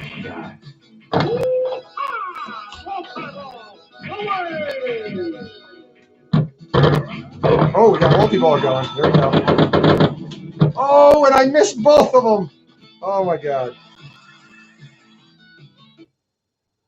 All right, let's try that again. I'm just going to zap that in instead of entering my initials. Let's get that in. You can clear your local scores. So if you want to reset your scores locally, you can wipe those out. There's quite a bit of customization you can do with the titles, like with the tables. Like I said, you can adjust your settings. So let's pull up, take a look at it real quick for the settings. Hopefully this comes through and you can see it on the webcam. But I can adjust master volume for the table, effects volume, and music volume individually. I can toggle my flipper mode. So if I go into flipper mode, by default, it's combined, right? And you can switch to pro mode, which separates the flippers. You can invert the flippers. You can adjust whether or not the back box image is stretched or it's pixel perfect, just kind of like you can do with games on the ALU. So there's a lot of different customization you can do, and you can do it individually for tables, or you could do master adjustments for, say, the music and music effects and things like that. So it does have quite a bit of adjustment, for each of the games, which I'm digging the fact that that's in there. Let's do another round of this. Quit talking. And if there's any requests for other tables you want to see, by all means, put it in the chat. Give us a like if you like what you're seeing. Subscribe to the channel and definitely check out our other content. I am a horror guy, so I do horror movies. I've done horror shorts, web series. I do horror featurettes for major movies, and it's more particularly 80s movies and grindhouse movies. Latest work is a featurette that's on Friday the 13th box set. I Spit on Your Grave box set. Just did a documentary for Silent Madness and Vinegar Syndrome. It's on their new disc that came out. I did a documentary last year for Spookies that won a Rondo Award. So if you're into horror stuff, man, I do a lot of it. There's some really cool content to check out on my channel. Or look for my work out there in public. Wow, I am so bad. Come on.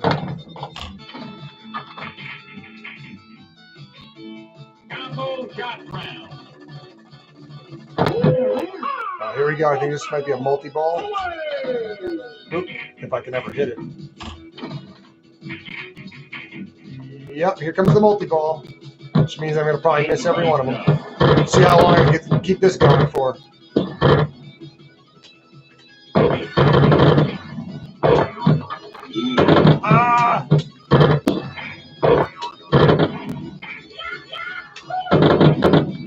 Come on, no! Saved by the nudge. Not that time, though.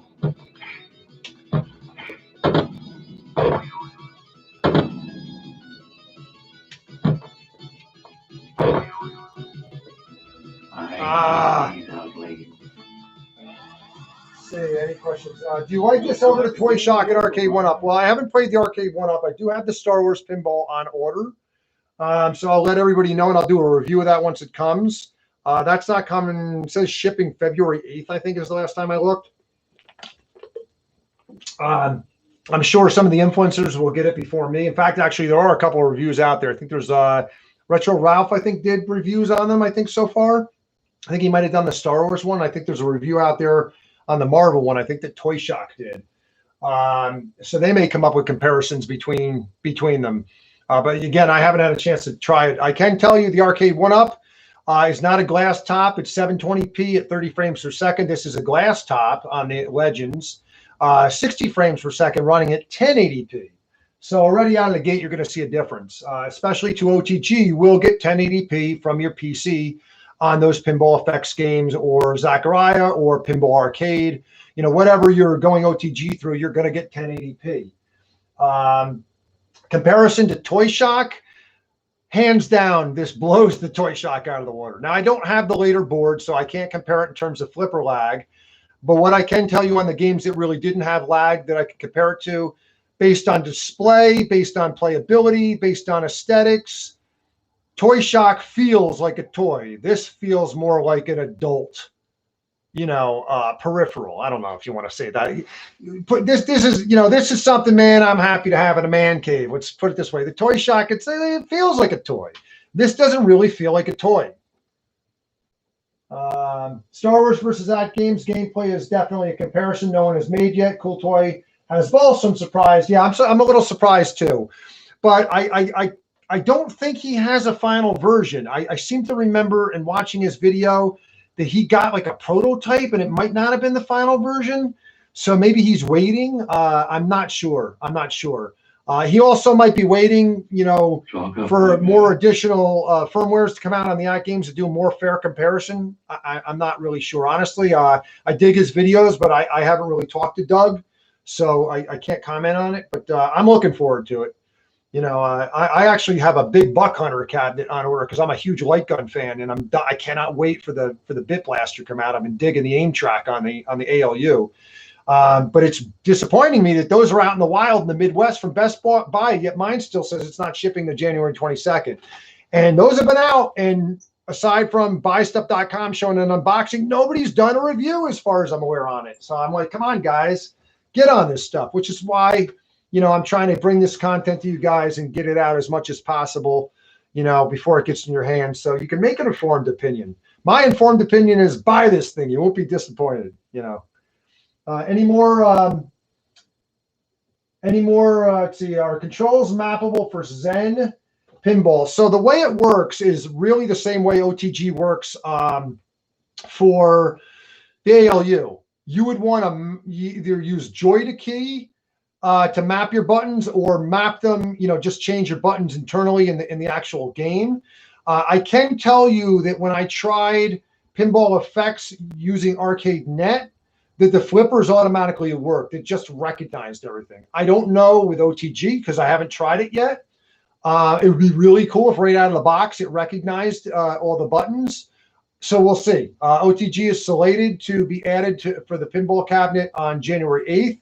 So I'm sure you're going to see people jump right on that because that's a highly requested feature and do some videos around it. I myself will definitely update stuff and let you guys know once I have a chance to really play with OTG.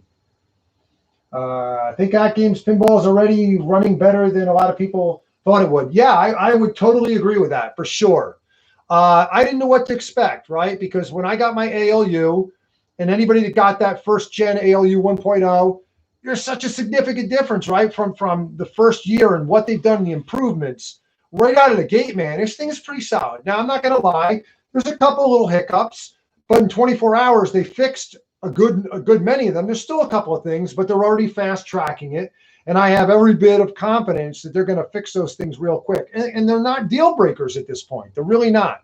They're just minor little things. And then there's some things in terms of feedback, UI, little changes and things that, they could tweak that were providing feedback. But right now it is very, very, very solid. It's really impressive what they've pulled off. Any other requests for any other games that you guys want to see? I'm going to take a moment just to grab a drink while you're mulling that over. I just got to take a quick sip.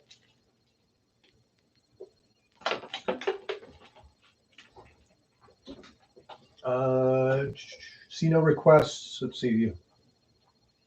Fishtails, okay. Let's pull up some fishtails. All right.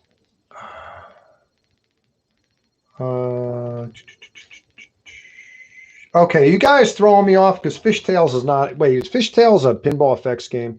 See, I don't know all my games yet. I'm really bad. I think you're trying to throw a curveball at me. There's no Fishtails on here. If you did tune in last night, I did show some Pinball Effects 3. I did edit it out of my stream from last night and reposted it because I did have some conversations with some people afterwards, and I didn't want any headaches from Zen Studios. And I want to be very clear: AtGames did not tell me to show it or not show it. That was completely my own decision to remove that from the video. PK and AtGames have been incredibly supportive as I start doing this stream. I've had a couple of chats with PK. He's awesome, man. He's really a cool dude. Yeah, I thought it was Pinball Effects 3. See, I'm not that stupid. Rescue 911. Okay, this is one of P-Dub's favorites, so we'll do this one in honor of P-Dub's, which I'm hoping he gets his cabinet soon. Last I checked, he hasn't gotten it yet.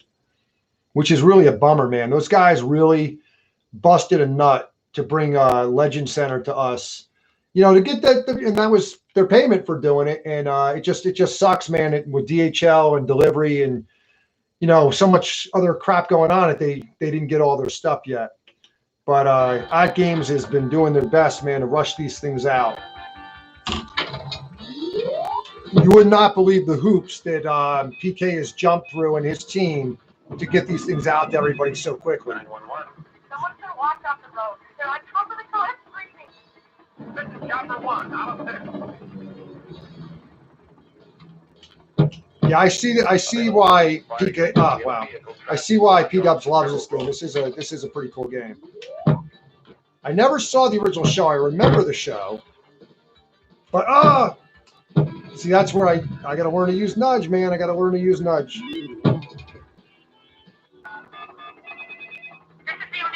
I forget to use nudge all the time. I just forget it. You could put that thing glued to my forehead, a nudge button, and I forget to hit it.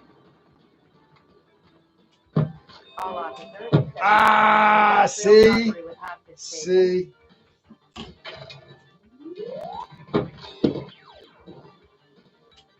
Let me capture the ball down at the bottom if I can. I'll show you guys. I'm sure you've seen the nudge test, but all right. So let's see. Can you see the ball? You can see the ball. I'm gonna whip this thing forward. You can see it moving.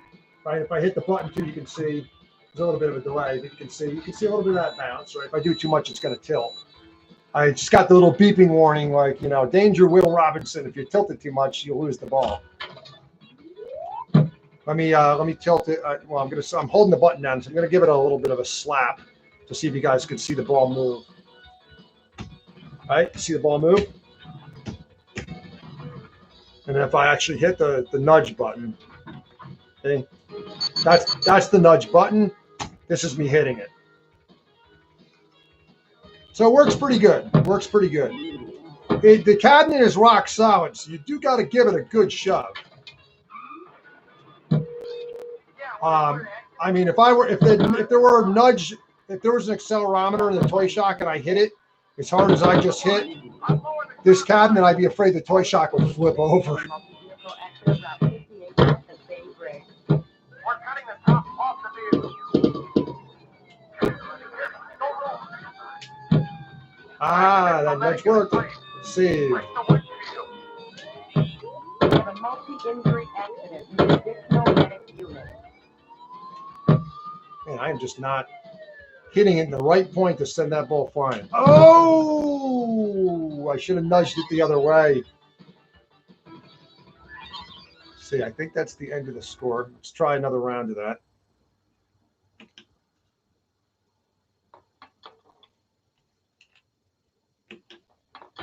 And again, if there's other cabs or other tables you want to see, by all means, post in the chat. If you like what you're seeing, give me a thumbs up and definitely subscribe to the channel. Hoping to bring more content. I mean, I know I don't have the super professional setup that, you know, the other streamers have, but hopefully you appreciate what I'm able to at least do for you guys to share this with you. You know, if I start doing more of these streams fairly regularly, I'll probably invest in the time and putting together a better setup. I'm usually more behind the camera and don't do too much streaming. So I haven't really looked into a lot of this. I know there's OBS, there's Streamlabs, there's all that stuff out there. I looked at it briefly today and I'm like, all right, you know what? There's no way I'm getting this set up that quickly before this stream tonight. So let's just do what we can with what we have. But when I do a thorough review and I shoot it, you know, I'll probably shoot it in 4K, upload it in 4K. At the very least, I'll shoot it in 1080p. I want to make sure I capture it at 60 frames. So, but I'll make sure it's a quality video so you guys get a better idea when I shoot an actual finished video and produce it. I'm probably going to wait on that, though, until OTG's up and running. So that might not come for, you know, maybe another week.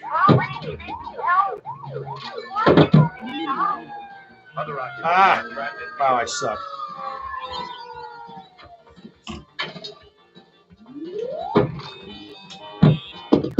I tell you, I think I've spent literally more time playing this cabinet than I did the Toy Shock, because I was just so frustrated with the flipper lag on that Toy Shock that I didn't want to play it. I really did not want to play it. I consider that the biggest waste of money. Now, I could have gotten the second replacement board. I wanted to hold off to the third board because it was an option. I've yet to receive the third board because they're focusing on putting them into new arcade machines before they give them to the people that bought Gen 1. But at this point, I don't care anymore. Once I get it, I'll probably put it in there and resell that, or I'll mod it and gut it and mod it. But I just don't see me playing the Toy Shock anymore. Not after playing this. You can't compare the two. Is there any other requests? Somebody says nudge works better. Yeah, definitely the nudge works better than the arcade one-up from what I've seen in the demonstrations. But again, I haven't had hands-on, so I can't really fully comment. But it does seem to be the case. How do the same games look visually, Toy Shock? They look better. Couple of reasons. One is this display is so vivid. This is not doing it justice. Definitely look at ETA Prime's video that's in 4K. You're going to get a better idea of what it really looks like. But there's nothing like actually seeing it in person. The display is so much more vivid. It's 1080p going at a rock solid 60 frames per second versus 720p at 30 frames per second. You know, so like the jaggies and stuff that I see on the Toy Shock, around the flippers, you don't see that stuff. You don't really notice any of that stuff on the Legends. I know there were some comments. People said, oh, down in the lower part of the playfield where you got the instructions and stuff like that, it's blurry. I don't care, man. You're not looking at that stuff when you're playing it. And if I want to read the instructions, there's a full set of instructions. You can pull up full screen on this that walks you through step by step on how to play these games. So, I really don't care. To me, that's kind of a nitpicking thing. The important part is, does it play well? Does the playfield, is it sharp? Yes, it is. It's very sharp. The playfield for me is really sharp. It plays really good. It's smooth. I've seen no detectable lag. Like I said, there's a few minor things I'd like to see tweaked. Feedback's already been given to the AtGames team. They're already working on those fixes. So I'm pretty confident that by the time these things really roll out to the masses, this thing is going to be super rock solid. It already is in a really, really good place. A lot of people complained about the Toy Shock 3D being bad. Yeah, I definitely think that this has more of a 3D feeling, not only with the graphics, but just the fact that the monitor is not right at the surface. The Toy Shock, the biggest disappointment for me when I got it, man, is that it's right flush against the surface. And I was like, it just immediately kills that illusion of 3D. This feels a lot more 3-dimensional because of the fact that, it's recessed into the cabinet. It definitely, it's been better thought out for sure. I don't know how deep that monitor is on the Arcade 1-Up. It doesn't appear to be as deep, if at all, versus the Legends. But again, like I said, I don't have one to really see it. But based on the videos I've seen online, I have a feeling this is going to look so much better. I mean, simply because it's 1080p, right? It's a higher resolution. There's some people saying, well, you don't need that high resolution when you get to a 24-inch screen. Look, I've run 1080p on 24-inch screens. I run 4K on 24-inch screens. You can see the difference. Do you really need it? It's playable, but you definitely can see the difference for sure. Any requests for other games? If not, I'm just going to kind of randomly choose one. Anything you guys want to see specifically? Oops, I keep hitting the wrong buttons.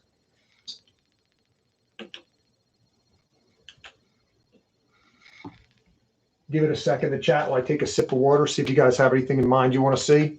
There's 22 tables built into this. We have the Zaccaria catalog coming, I believe. We'll start seeing some of those next year at some point. Taito games are in development, which I'm looking forward to, man. All original games, which I'm guessing probably are going to be an exclusive to the Legends. Another reason to buy the Legends. And my my best guess is, but I don't have any inside info, is Taito's making these games. You know, maybe there'll be a modern feel. Maybe we'll get something that's kind of equivalent to those Zen Pinball FX3 games we're seeing. Maybe there'll be a mixture. You know, they'll have a retro feel. You know, who knows? Who knows, right? You know, and of course we have the visual pinball games that we'll be able to play via ArcadeNet, and we'll see a mixture of modern and classic style games of that. We'll be able to play more of those through OTG. And, you know, I think there's thousands of those tables that you can get, you know, through visual pinball. Monster Bash from Zen. Well, I can't show you pinball effects. Well, I could, but I'm sorry, but I'm not gonna. I just don't want to rock the boat. AtGames has no issue with me. I can look. I have nothing to do with AtGames. So I can show what I want. I just don't really want to rock the boat with Zen. But I think a fair substitute. Let's show you Class of 1812.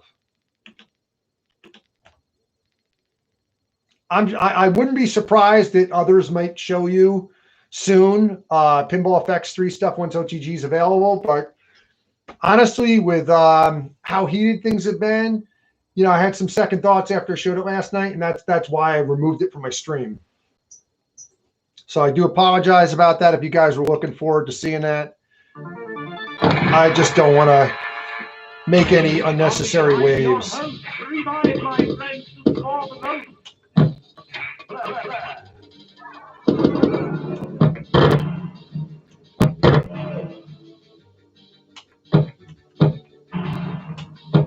And, you know, also what I did show when I showed it last night, I do legitimately have a cabinet code that was purchased because I am still planning on modding that toy shock. I'm going to do something with it. I may end up putting a small 4K screen in that in a small PC. I don't really see me doing any mods on the Legends. I'm very happy with it, with the exception of putting the Solenoids in. But I you know, I don't see me. I'm not going to pull the screen out of this. I'm very happy with the display the way it is. I mean, I think the extent of the mods I've done on like the ALU was I swapped the gates. I also got, I'm in the process of ordering. I know there's somebody, and I forgive me for forgetting his name, but there's a guy out of Europe that came up with a motorized switchable gate, and I'm actually in the process of getting those, and I might put that into my ALU. Because for me, the perfect way to play those four-way gate games is with a four-way gate.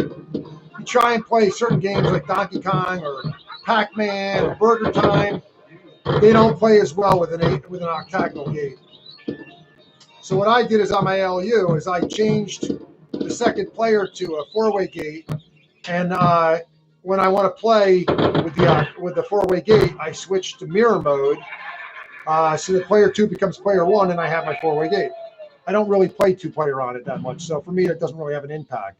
The only time it impacts me is if I want to play dual-stick joystick games. But I left my Gamer Pro intact, so I play the dual-stick games on the Gamer Pro. And if you guys haven't seen it, P-Dubs posted a video leaking a picture of a 3/4 scale Legends It's Coming. That's really cool, right? And it showed a mini gamer in it. So my wish list is, man, I would really love to see an optional control panel for that at some point too. It would add trackball and 8 buttons to it. And I've been after PK. I said, man, please, please, please give us a vertical arcade cabinet. I mean, this definitely satisfies my vertical itch. I have tried vertical games on this already, and they play really, really cool, really, really well on this nice size playfield. But I would still love to have a dedicated vertical cab. So hopefully, maybe there'll be some surprises this year. Who knows what PK has up his sleeve at AtGames, man. But I would kill to see that. Like I said, I could have never guessed that we'd get the aim track working on the ALU, and we have that now. So, you know, who knows? Who knows? I think it's all. I think the competition's on. You know, Arcade 1-Up came out with the first driving cab So I think it's really only a matter of time before AtGames does something with that. You know, I think we have maybe that to look forward to. It's really up to the community, right? I mean, they're really listening, really listening to the community. If you guys want to see that kind of stuff, you need to let PK and the AtGames gang know. I mean, it's because so many people really wanted VPin. That's why we have a VPin table now. See you at the next. Any other multi-K racer like the one on AliExpress? Yeah. Retro Ralph showed an unboxing of that, and it wasn't, you know, I've been wanting that, but it didn't quite live up to expectation. If any, you know, in Prime Arcade sells it way overpriced. It seemed a little buggy, man. It seemed a little buggy. I'd like to see somebody do one really right. You know, it was pretty cool looking though. But I would love to see AtGames do a multi-cade right racing game. I think they would do it right. But I'd say, you know what, PK, if you're listening, don't do a sit-down one. Do it upright. Do it upright. Give me an upright cabinet. I think that's going to be a better sell personally, and especially for people that have space. Not everybody has space for these cabinets, you know. As much as I'm a little jealous about that Star Wars sit-down cabinet, I'm glad I have the upright cabinet just because it takes up less space.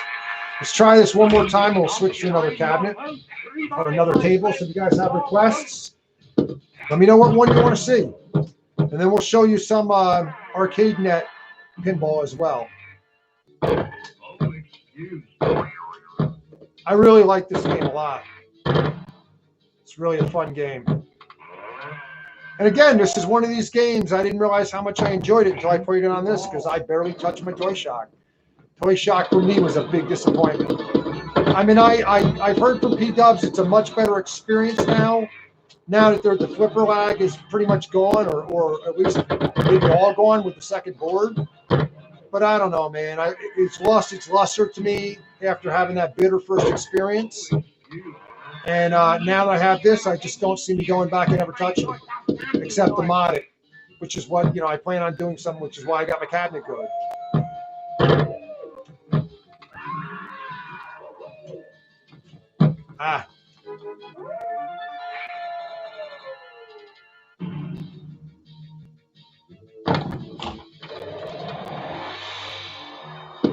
Now this one too, especially when it bumps off those bumpers at the top, you can really feel the haptic feedback. You can really feel it bouncing around when it hits off those. Feel each and every hit right in my hands, which is really nice. And it adds the immersion, right? If you guys have played any of the games on Steam, Pinball Arcade or Pinball Effects, you play with an Xbox controller and you feel that tactile feedback. Well, that's kind of like this, right? It adds to the immersion.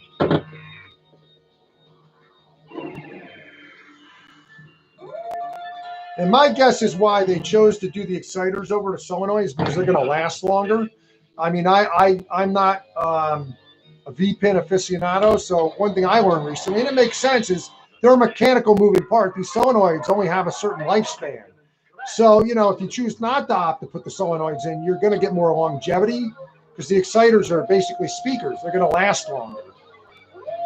You know, of course, the solenoids, they'll be replaceable, you know, if they go bad.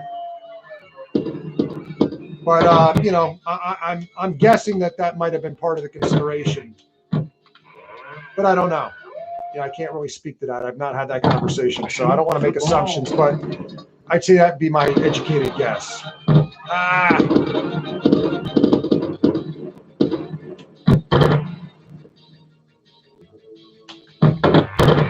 Yeah, this one you can really feel it. The other one, like I mentioned earlier, Haunted House, you can really feel that boom, boom, boom as it bumps off the, the bumpers. I found that the best effect is really turning it up to high. If it was on low, I didn't get as much of an impact. I mean, some people may not want to have as much of the effect, and you can turn that off as well. But I really like it, and I'll keep it on high.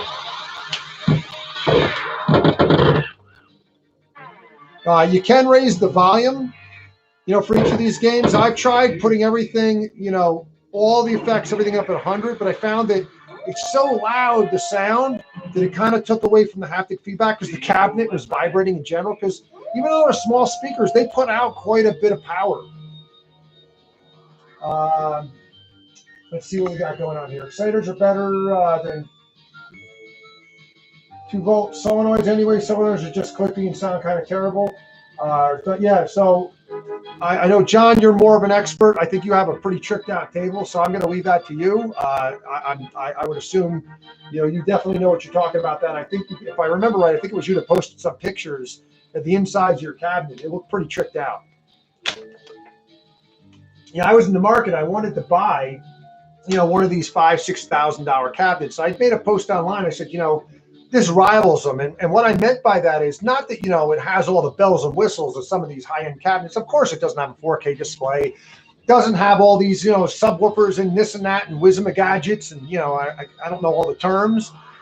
But what it does have is it has the Legends ecosystem, right? It's easy access. It's easy for a novice, to be able to get in there and do it. Even a pro. Look, if you're coming from real pinball tables and really never touched a beat pin table, this is easy to pick up and play.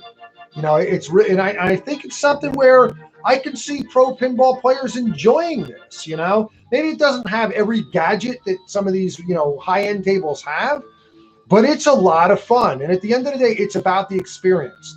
Maybe it doesn't have every thump and bang and, and light and, and bell and whistle, but it is a lot of fun to play.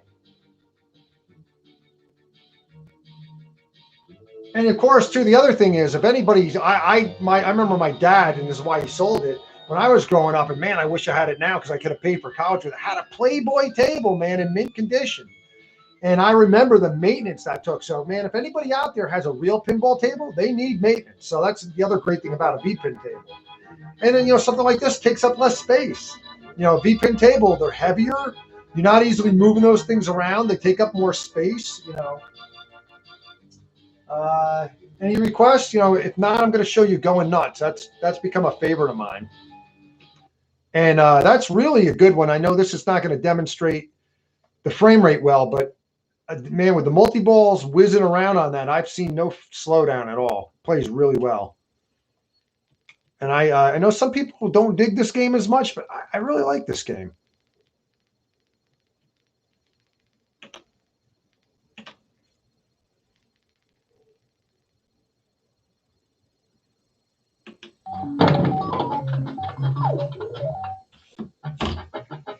Oh yeah, I keep forgetting. I'm pulling the plunger back. This one fires automatically. That is going to be a little hard to play because I'm in a tricky angle. So I know I'm going to miss half these multi-balls. But there's another good one where you really feel that haptic feedback as it's hitting against, banging around. Really feeling good.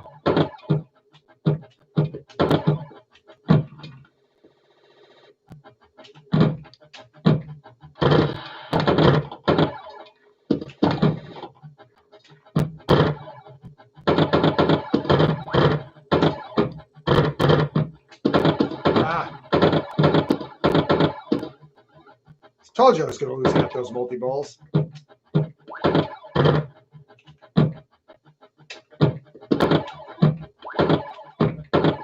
Now I've left the music and stuff all at default, and for me it's plenty loud.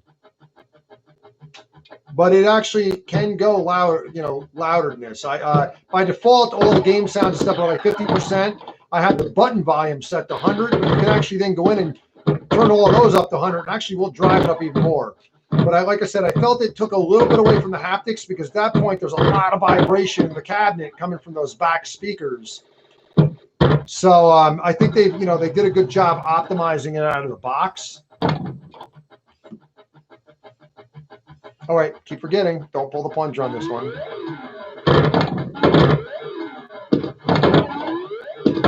I'm not showing the back glass right now only because with the stream, it's a little glary and it's a little hard to see it. So, and I want to kind of focus on the table, the play field, where most of you are going to want to see the action anyway. But what's cool about it is on many of these tables, the back glass is animated. Like Lights, Camera, Action has an animated, back glass when you got to draw the gun. So it's really cool that they've maintained that. And that's something that was sorely missing from the toy shop.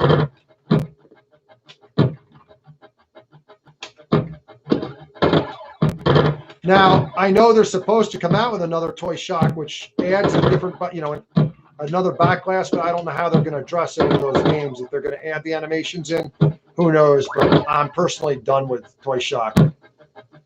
I honestly couldn't see me buying another toy shock product again. Let's flip over to check out another game. See if I could find something that really hasn't been shown before. I've seen most of the streams, so I'm not entirely sure. I'm trying to remember what hasn't been showed off. I think Teed Off has been shown. Let's see. Let's go take a look. Oops. Let's see. You know, let's try Big Shot. I don't know if, I can't recall if anybody's really shown Big Shot. Yeah, I love going nuts. I was going nuts waiting for DHL to deliver this damn thing, and finally they did on New Year's Eve. I had lost all hope, and it came at 8:30 at night, and I was the last delivery. I think I had just chatted with Jonathan from AtGames, and I'm like, yeah, it's not coming. Sounded like Eeyore. I'm like, no pinball for me. No Happy New Year. And then it came. So I was very happy. And then I stayed up like 4 in the morning messing around with everything. Got no sleep.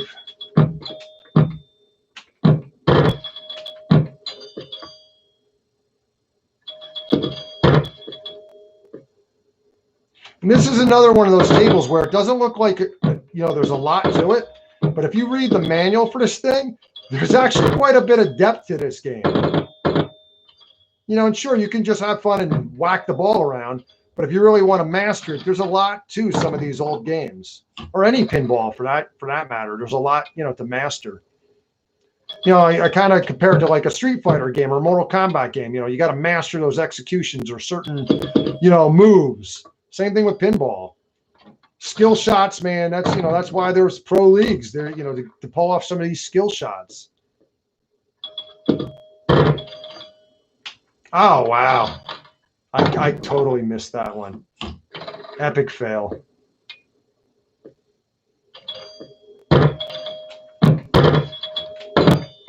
Oh, come on. Oh, I should have used the nudge. You notice, I don't know if you guys can see, it said goal 4 complete down the bottom. If you're not familiar with the pinball arcade stuff, there's goals, right? So kind of like a Steam achievement, you can get different goals. You can reset them over time, but there's different things you can accomplish in it, and you can actually track your goals for the tables, which is really, really cool. Just hitting any letter. Anybody got a request for specific Genie? I see a Genie in there. Genie. Yes. So let's do Genie.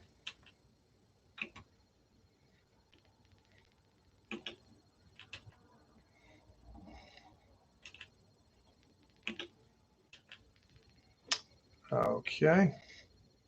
Genie it is.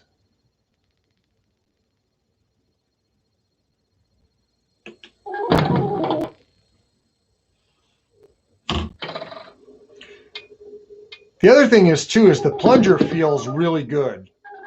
I think it feels much better than the Toy Shock plunger, and it seems to be a little more accurate in my estimation. There is a bit of a dead zone at the beginning and end of it, and I know that's something they're looking to correct. So I have no doubt that they'll be able to do that, adjust that with a firmware update. But honestly, had it not been pointed out in a video I saw, I would never have noticed it.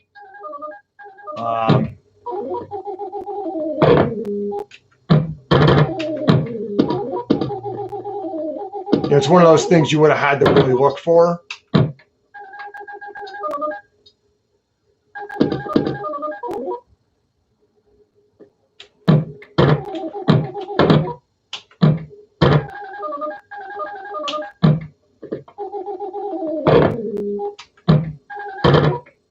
Yeah, it is. I know you guys can't tell from the stream, but it is silky smooth. it definitely feels, you know, and there's also, for me, it feels like, I don't know if there's more of a sheen on the ball, but the ball feels like it's more three-dimensional over the Toy Shock as well. I mean, you can get lost in this game, and it really does feel like the ball's rolling around.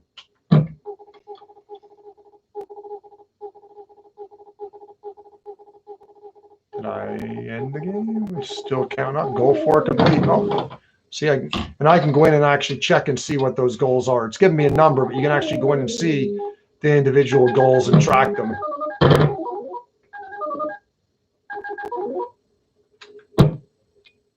So, you know, again, that adds something more. You know, it's not just hitting pinball. You have things that you can do in it, which is really cool.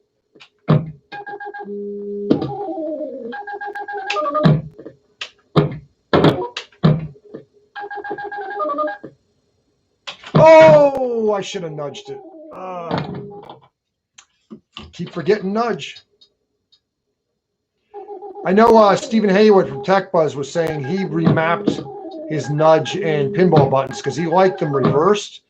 I actually like the position of them, and I know it's common. You see a lot of times they're vertical the way out rather than side by side like you have on the Legends. Honestly, after playing the Toy Shock where it is vertical and going to this, I much prefer them side by side. I don't. For me, it feels more ergonomic, and I don't mind the positioning. You know, of the flippers being in the front and the nudge being in the. I'm sorry, the nudge being in the front, the flippers being in the rear. It feels comfortable to me, but I like that there's the option that you can remap them if you choose to.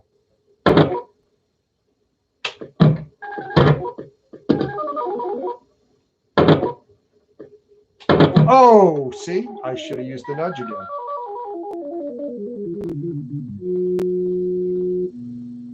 Oh, sweet. So John's saying he provided assets for Genie Backlash for the visual pinball effects. That's sweet. That's sweet. Yeah, it's a pretty looking table. I like the backlash on this. I like the fact, you know, you have the artwork, you have the DMDs over it. I really like the way they laid this out. I really do. I really like it. You know, and the backlash is just as vivid. It's really nice. Anybody else have requests for a certain table? Just switch over and show a couple more tables before we wrap it up. And then I'll move to ArcadeNet and show a few tables on that, and then we'll call it a night. Let's try, you know what? Let's try Central Park. I don't know too much about this one. And I don't recall seeing anybody really playing it.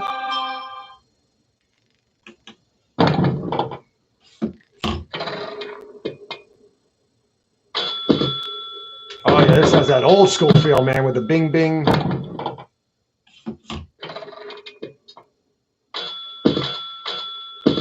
You can kind of hear like that sort of old school electronic buzz. I dig that.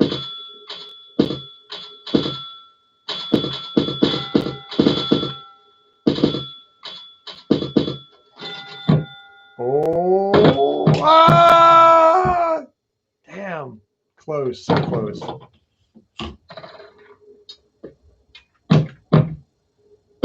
Come on, I'm ready for you. I'm probably going to miss it too. Of course I did, see? These games are unforgiving, man. They're like, you know, the days of old arcade with where there was no end to some of the games. You kept playing and playing and playing and playing. They got harder and harder and harder. You either have it or you don't with these games. There was no easy mode.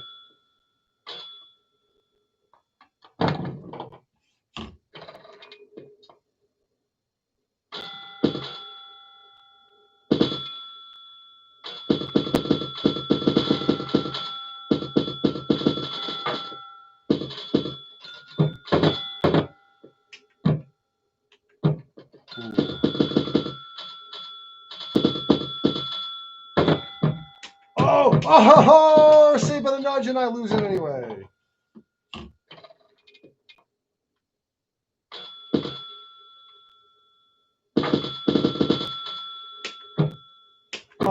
Oh, see, I should have nudged it. I should have nudged it.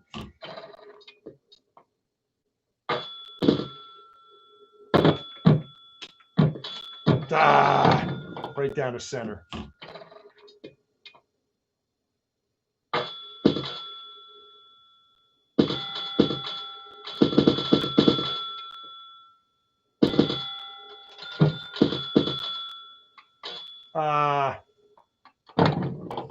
This thing gives quite a few balls.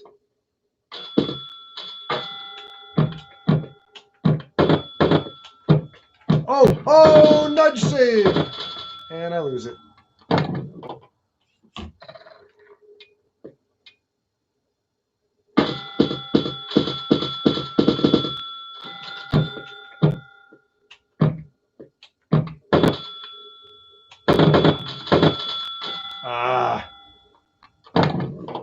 How many balls do you get on this thing?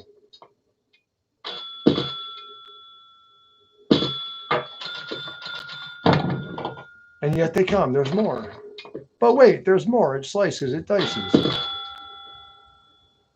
That's what I feel about the Legends Pinball. But wait, or the ALU. But wait, there's more. It slices. It dices. Oh, there we go. That's the last ball. Any requests? Man, the colors in the display, even on a stream, pop like crazy. I can only imagine how vivid it looks. Yeah, it is very vivid. It's very impressive. I'm very, very pleased with it. Like I said earlier in the stream, I think it looks like a better display than what's on the ALU. It's really good. In fact, I forget the name of the display. It appears when I go in to look at the monitor, when I plugged it into my computer, it actually told me the name of the monitor. Now I'm going to step away because maybe I can tell you guys real quick for anybody's interested. Let's see. Hang on.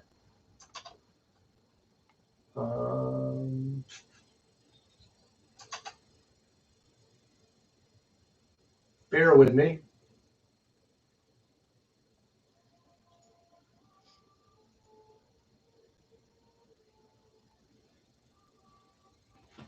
Come on. Okay, so the name it's showing up in Windows is Lontium, Lontium. So I'm going to take a wild guess that maybe that's the manufacturer of this monitor it's in there. I don't know if that's been mentioned in Cool Toys Teardown. I can't remember. But yeah, so it says Lontium in, if I'm pronouncing that correctly. Generally 5 balls on old EMs. That explains it. See, I'm quickly learning my pinball history. I'm actually more interested in pinball history now that I've started playing this more. I'm starting to read more up on it, and you know, it's pretty fascinating when you really start to look at it. I'm waiting for COVID to eventually disperse because and it reopens. There's a pinball museum that's I think it's New Jersey, and there's one over in I think in Pennsylvania somewhere that I would love to check out. When I was in San Francisco, there was like a warehouse on the wharf, and they had all these old vintage arcade games and pinball games. And man, I could have moved in a bed and just lived in there. It was awesome. Let's go to a different table.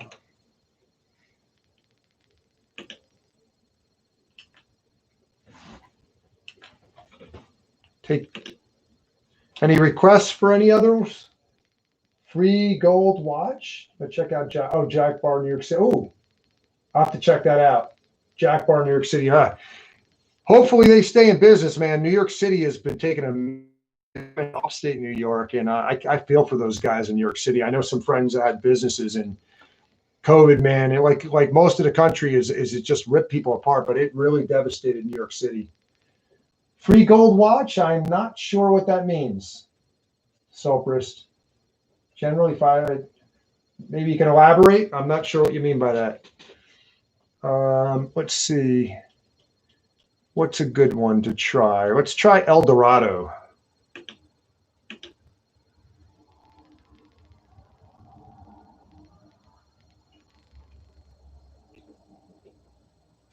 Oh, okay. Yeah. There's a pinball place in San Francisco. Gotcha. Okay, Free Go Watch is in San Francisco. No, it was can't remember the name of it.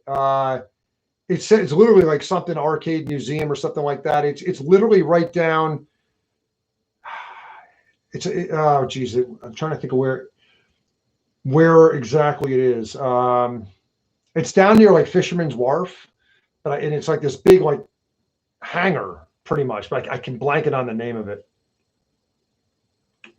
But it's not free gold watch unless they've changed it. But I was there several years ago, unless the name changed. But it definitely wasn't that when I was there. I can't recall what it was called.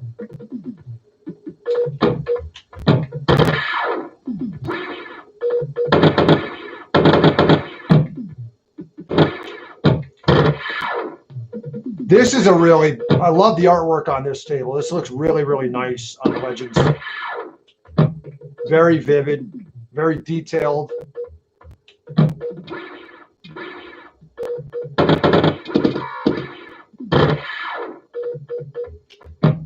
And this again, man, I can really feel that thump from the haptic feedback.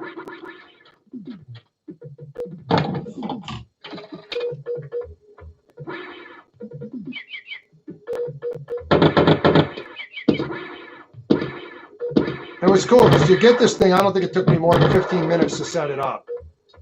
It's not like when those arcade one-ups and they're like, yeah, you can put an arcade one-up cabinet together in 20 minutes. 2 hours later. I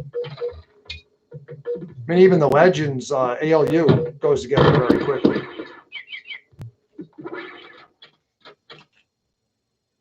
I'm not sure why it ships in 2 boxes. Maybe that's something we'll change in the future. But they were packed really, really well. Maybe something to do with cost. I'm not sure. But it came in 2 boxes, and like I said, it was really, really packed well. I haven't heard of anybody having an incident except for one person received it, and that appears to be because Customs opened it.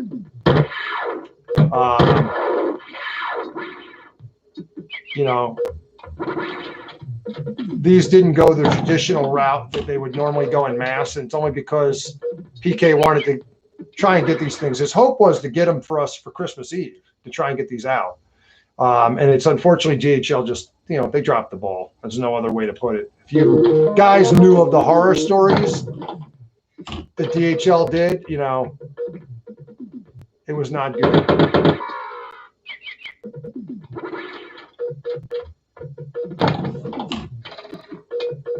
And I'm super appreciative that he did get these this quickly. I do happen to know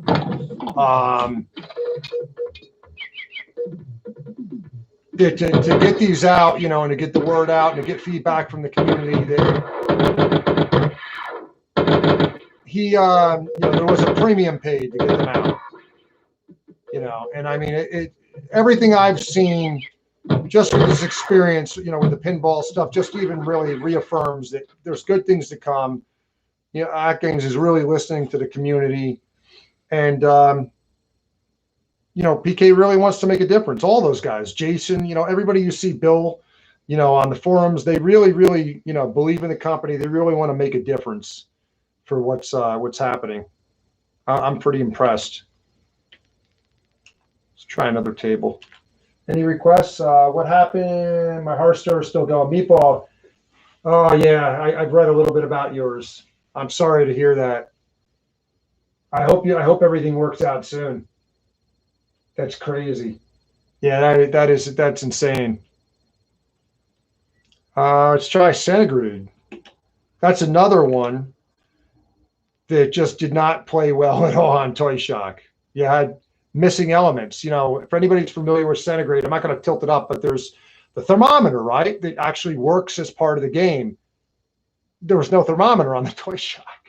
It's an important element. It's a part of the element of the game, and it wasn't there. And happily, it is on the Legends.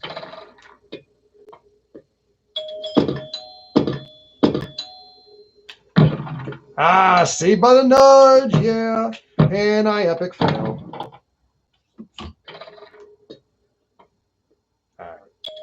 I will do better this time. I will. I'm using my Jedi mind tricks on the ball, but it's not working. Speaking of Star Wars, man, who saw season finale of Mandalorian is stoked for season 3. I know I am. They finally got something right with Star Wars since Rogue One.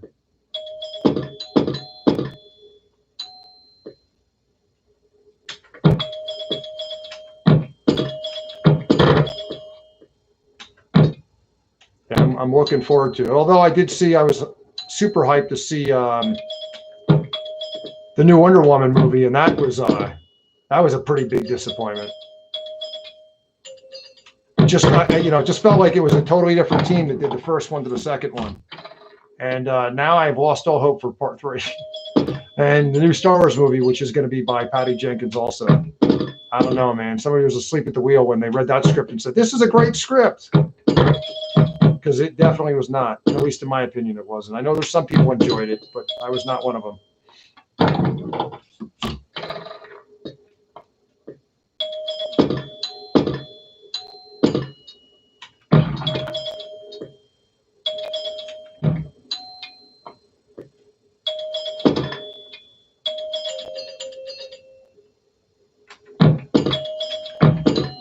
Just completed another goal. It just flashed up at the bottom of the screen for me.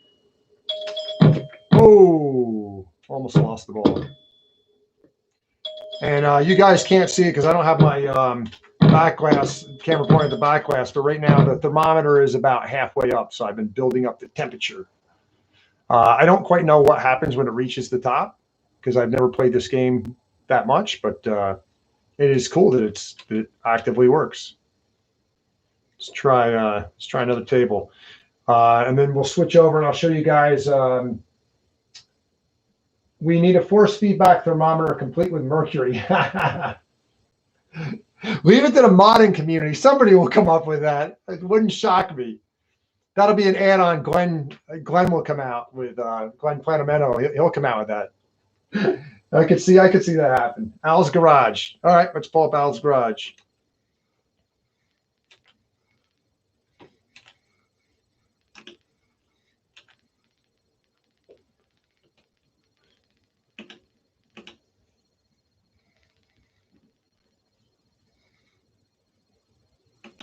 Introducing Al's Garage Band! 50! Nostalgia. This is my first time playing this one, which means I'm going to really suck at it.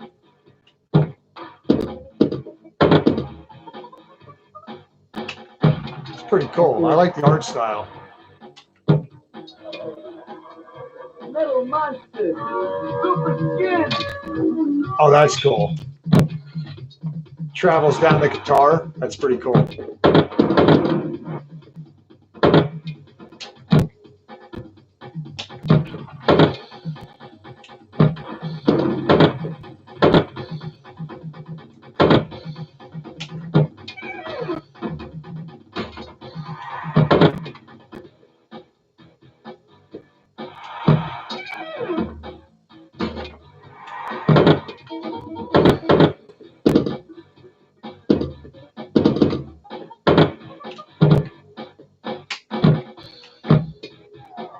Travel around the field. Ha!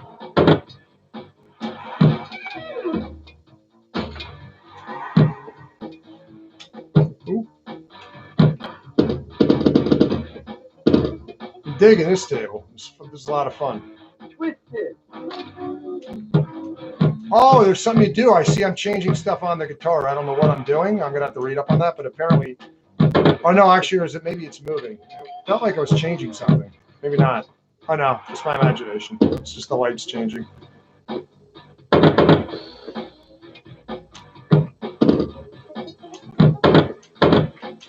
Ah, I nudged you late.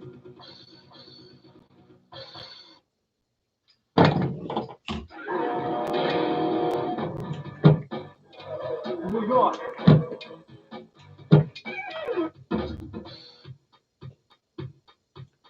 Oh, I'm supposed to do something, but I don't know what I'm supposed to do. I didn't read it. I didn't look up. I was supposed to do something. It gave me instructions up on the DMD, but I looked at it too late because I've been looking down at the play field. So I don't know what I was supposed to do.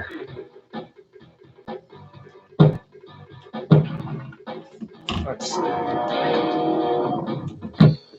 Dr. Skin. Lots of kids. One other thing too that what I like about this is because the back glass is active and it's one solid monitor. And the DMD is actually part of that, you know, that back glass display. It's not a separate monitor. They can resize and do whatever they want to. Where if you've seen video of the Arcade 1-Up that's coming out, the DMD doesn't even fit or take up the whole real estate of the DMD monitor. I don't know if that's something they'll address and add some kind of stretch feature for it, but I like that everything just kind of seemingly fits, you know, proportionally in this with the displays.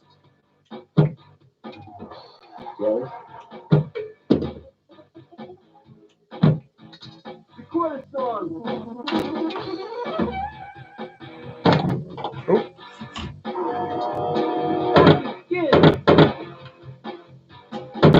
Ah.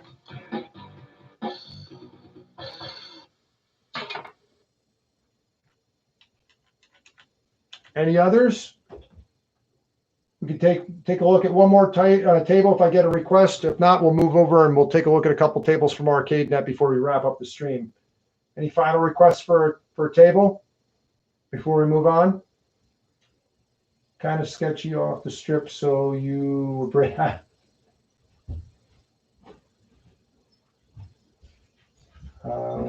Last request before we move on. Anybody have a request for another table before we move on to ArcadeNet?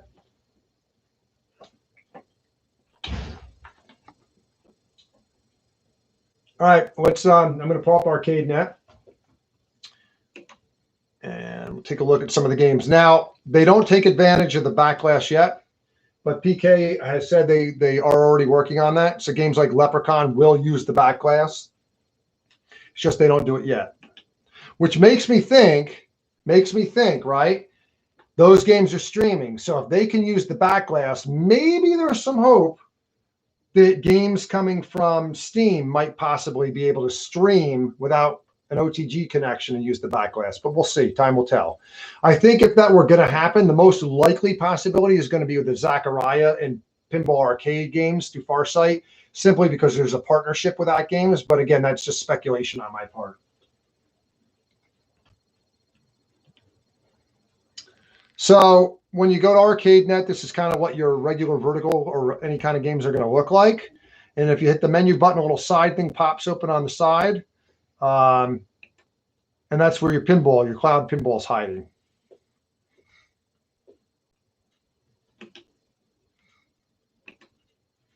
So we have our blue versus pink, invaders, space ramp, Skittles, Junkyard Cat, Tempest, Texas Poker, Leprechaun King. And I know there's that new game that's coming soon, which I'm blanking on the name. It's the food game. It looks really cool. That'll be one of the, be coming soon.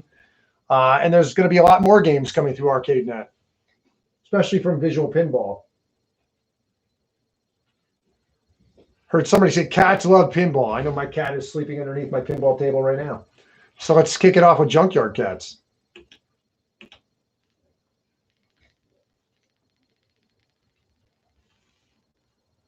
Now, there's no haptic feedback I could detect on the ArcadeNet stuff yet, so I don't know if that's going to be implemented.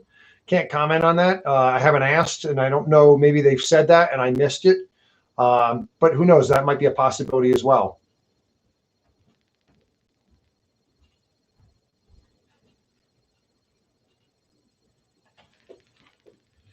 Now, right now, the plunger on these to pull it back works off of the D-pad. So I don't know if there are plans to use the regular plunger or not. Why am I not? How do I start this? All right, so these, I found the ArcadeNet ones are super loud. So I'm going to actually shut up for a little bit and play it. If you guys, and end with the commentary a little bit so you can actually hear it. So let's go ahead. Welcome to nowhere, pussycat.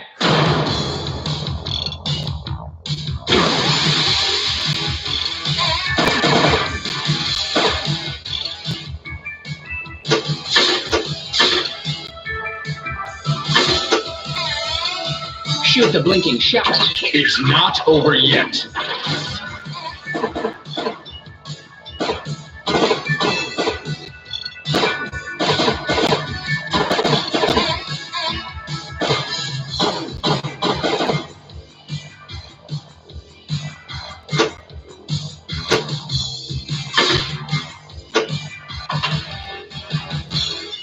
Now this one, hang on. I'm gonna pause this one.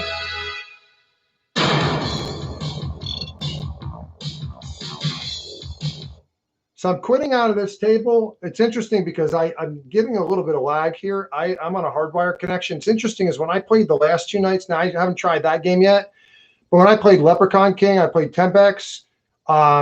They're the only 2 I played so far. I had 0, 0, 0 lag. And I don't know if it's just tonight, but it's for the heck of it. Let's try Leprechaun King. But overall, though, I have found I'm getting better results with pinball through ArcadeNet on this than I had on the ALU. I don't know if it has to do with the beefier processing power of this table or not, but I do definitely get better results. Somebody says, do these feel more floaty and show to you, Nick? They do feel a little bit more floaty, and I think that might be because they're streaming. They definitely do feel a little more floaty, although Leprechaun King, not so much. That one definitely did. The one I just played, but I am using a hardwired connection. So let's try Leprechaun King because, like I said, the 2 I tried was that and Tempex last night and the day before, and neither of those had any kind of lag whatsoever. They were really smooth. So it could be maybe the table too. Failed to connect. Let's see. Hang on. Let's try this again. Of course, now that we're doing this live, I'm going to have an issue. I know sometimes if you try and connect too quickly once you close a table out, and that's even on the ALU, it doesn't want to connect immediately. So let's try it again. Ha! The server is starting up in 3 minutes. Okay. So you know what? Let's get out of that.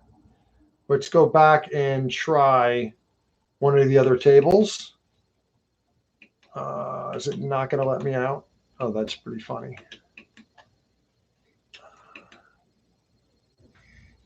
I'm hitting menu to get out, and it's not letting me. Okay, so, all right. So what I'm going to do is I'm actually just going to quickly reboot the cabinet because I don't want to keep you guys waiting 3 minutes while the server starts back up. And note, too, the server issue, that is not the Legends Pinball. You know, that's obviously a server thing. So I'm going to quickly reboot the cabinet, and we're going to try one of the other built-in titles before we jump back over to Arcade Pinball. Just give it a couple minutes. I mean, it's also possible there's something going on with their service because I know they are trying to launch ArcadeNet or relaunch it this week with the new firmware update. So it's possible that, you know, there's something going on in their server right now. So I don't want to presume and that there's some kind of issue. All right, so let's just go over to the tables again. We'll pull up another table here. So there's a lag on cloud streaming. Like I said, when I tried Leprechaun and I tried Tempex the last 2 nights, I had no lag on this.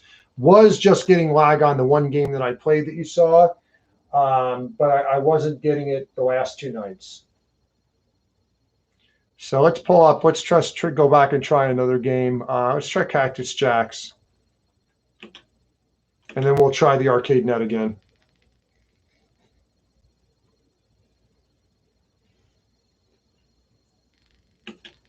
Welcome to Cactus Jack. It's party time.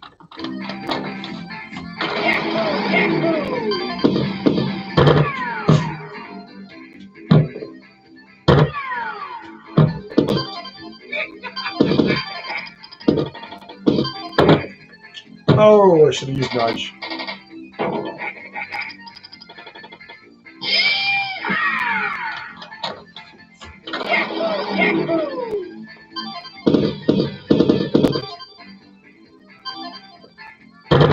And one thing to note too is I know that AtGames is going to be increasing the number of servers. So in time, you know, those issues will fade away. Like anything, it's growing pains. If you look at the evolution of their products in the last year, it's come a long way. It's poker time. Okay, there's something going on. I suck at poker. There's things going on in the back glass in the back that I'm supposed to be doing. And I have absolutely no idea what I'm doing. I'm just hitting buttons because I have no clue what I'm doing here. Okay. And I already lost the phone call.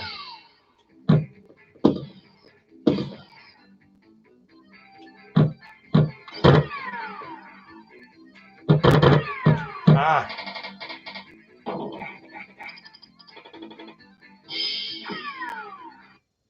All right. Let's try and see if we can get ArcadeNet working again. Let's see. Maybe we'll fare a little bit better this time.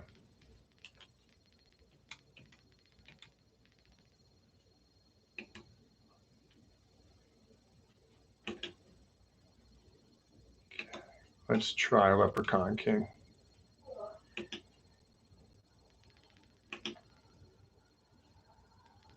Server is starting up. Server starting up in 3 minutes. Well, I don't know that I want to make you guys wait 3 minutes. It's up to you guys if you want to wait 3 minutes to see this come up. You guys want to wait 3 minutes? Tell me in the chat if you want to wait, and we'll try this out. 3 minutes to see if the server comes up. You can grab a cup of coffee while we're waiting. Take a pee break.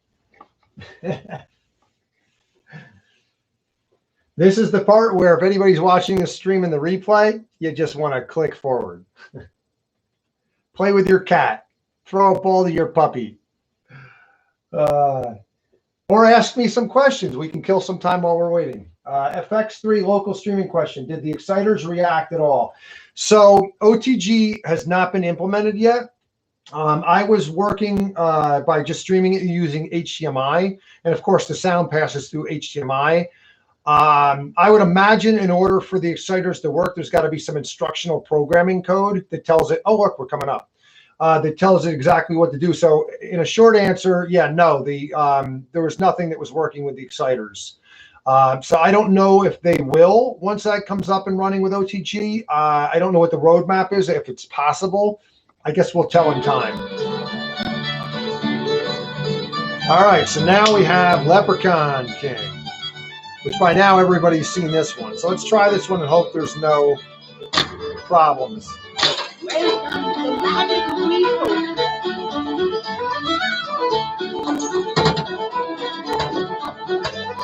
Yeah, I'm not getting any lag at all so far. It could be just the way the other tables maybe are optimized.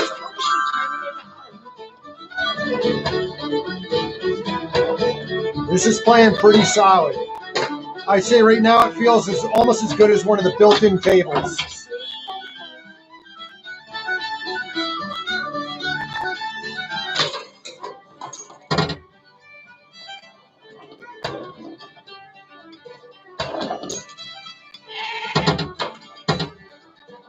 And no, there is no haptic feedback. And I don't know if that'll be added or if they could do that at some point, but there's no haptic feedback on this. I know they're also planning on getting a second display working for the back glass. That's in the works. And the accelerometers for nudge don't work at this point either. It's just the buttons. Again, I don't know if that's something that will be able to work. We'll see in time. Sorry to say, that's hooked up touch. Did you mean for that to happen? But this is a pretty good, solid experience. It's definitely playing better for this game on here than it did on my ALU. Ah. Ball save.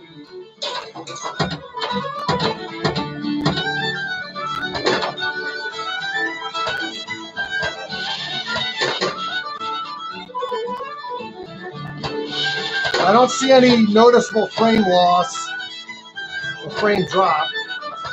Ah, I should have nudged it. Oopsie poopsie. You got a nice score there.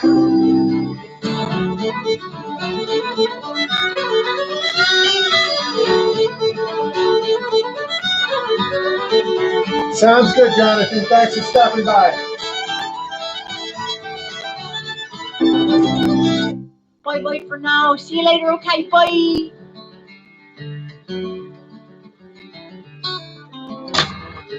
We'll try one more of the ArcadeNet. Enjoy the wonders of our home.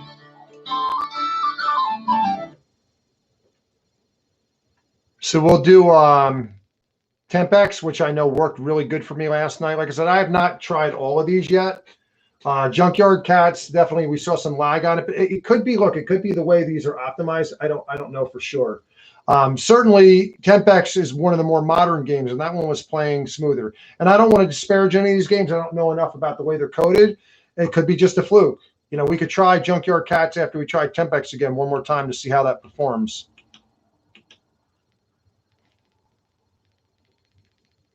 I also don't know enough about the servers, if it's always connecting to the same server when we connect in. I'm not sure enough about that. But let's try Tempex and see how that plays.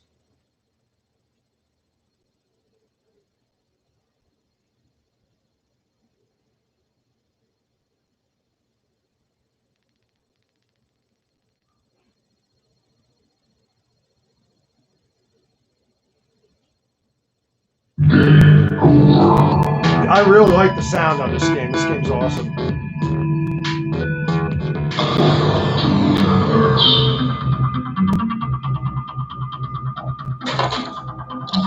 Sounds great on the cabinet. Sounds great. Ah, I got so caught up in the colors I wasn't paying attention. Yeah, I'm not feeling any lag or anything on this cabinet.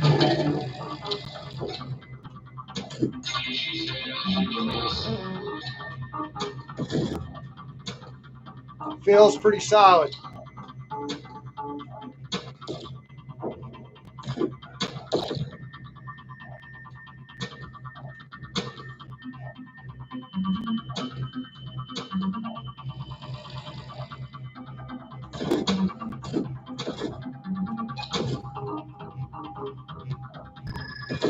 Ah.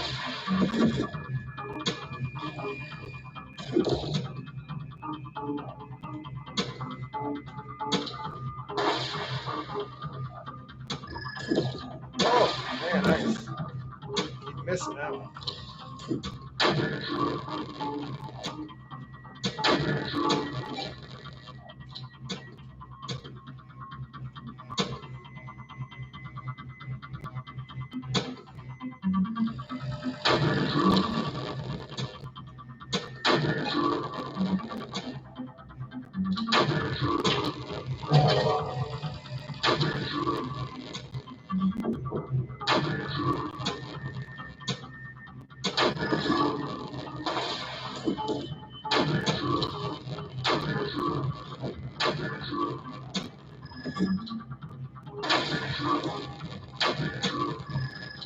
Ah.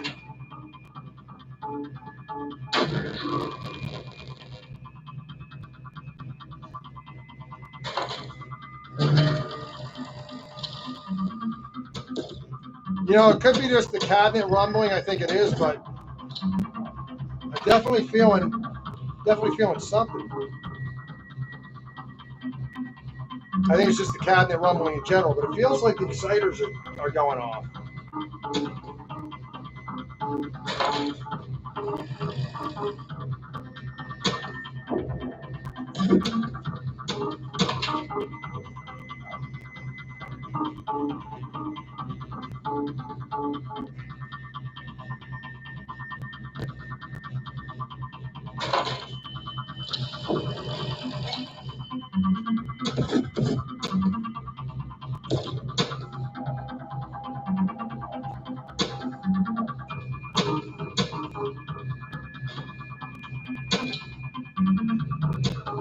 Yeah, this is a really good experience. I'm not running into any lag. There we go. So that one's pretty good. What's the button to hit on this? Let me get out of this one. We'll try Junkyard Cats again just for the heck of it.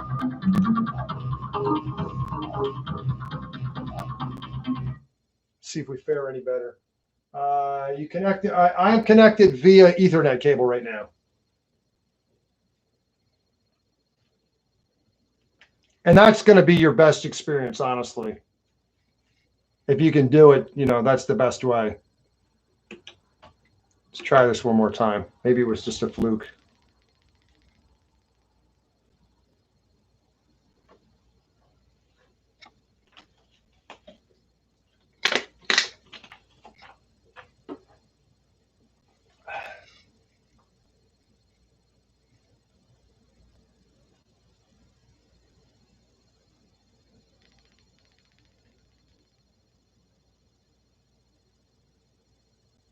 Okay.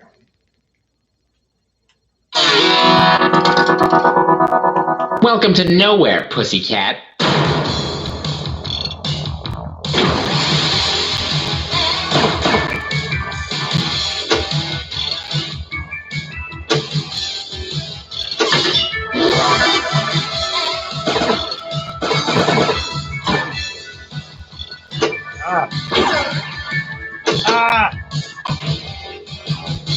Damn it.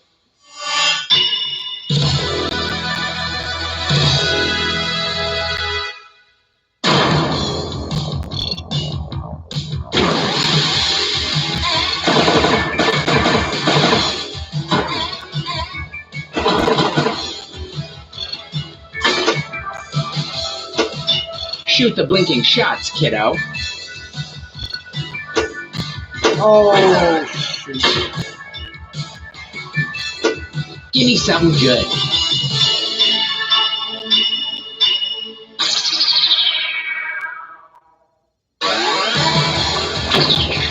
I wasn't expecting that. I haven't played this game before. I was waiting to play these once I got this, so I haven't really played much of them. Just enough to get a taste on the.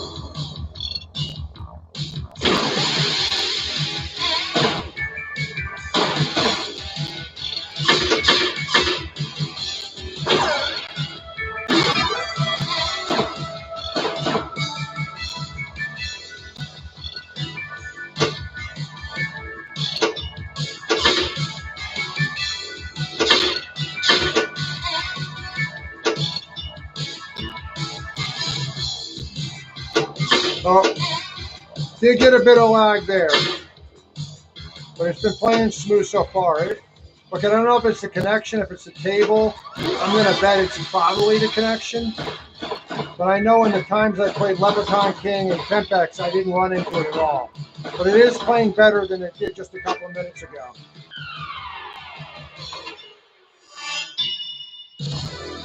We'll try one more. Nice work.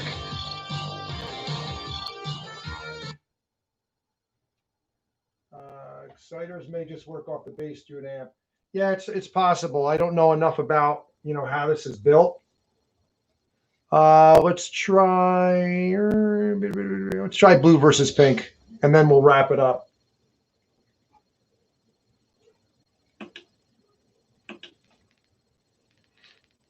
Another one I have yet to try.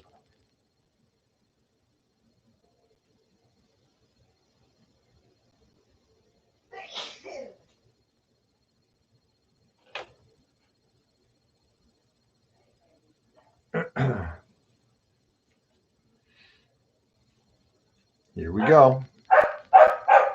Oh, sorry about my dog barking in the background. It means he probably wants my wife to throw him the ball, and she's ignoring him watching TV. The dog never tires.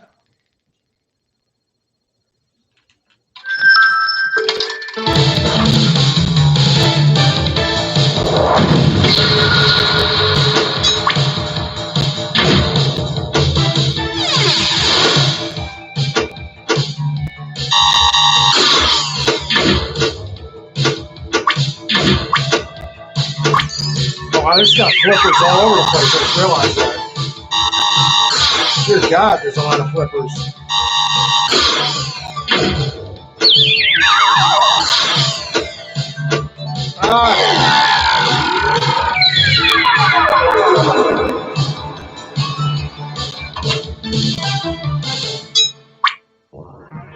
Plays pretty smooth on this one so far.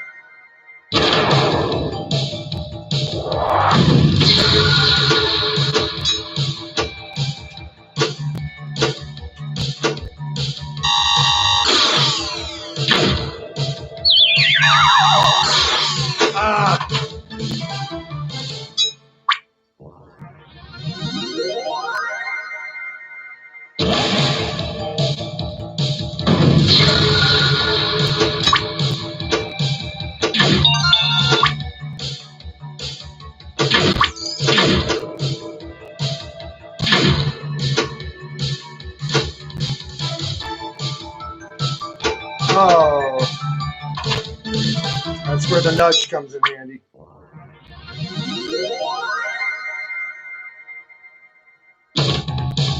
All right. Well, it kind of gives you a taste of ArcadeNet. Just kill this.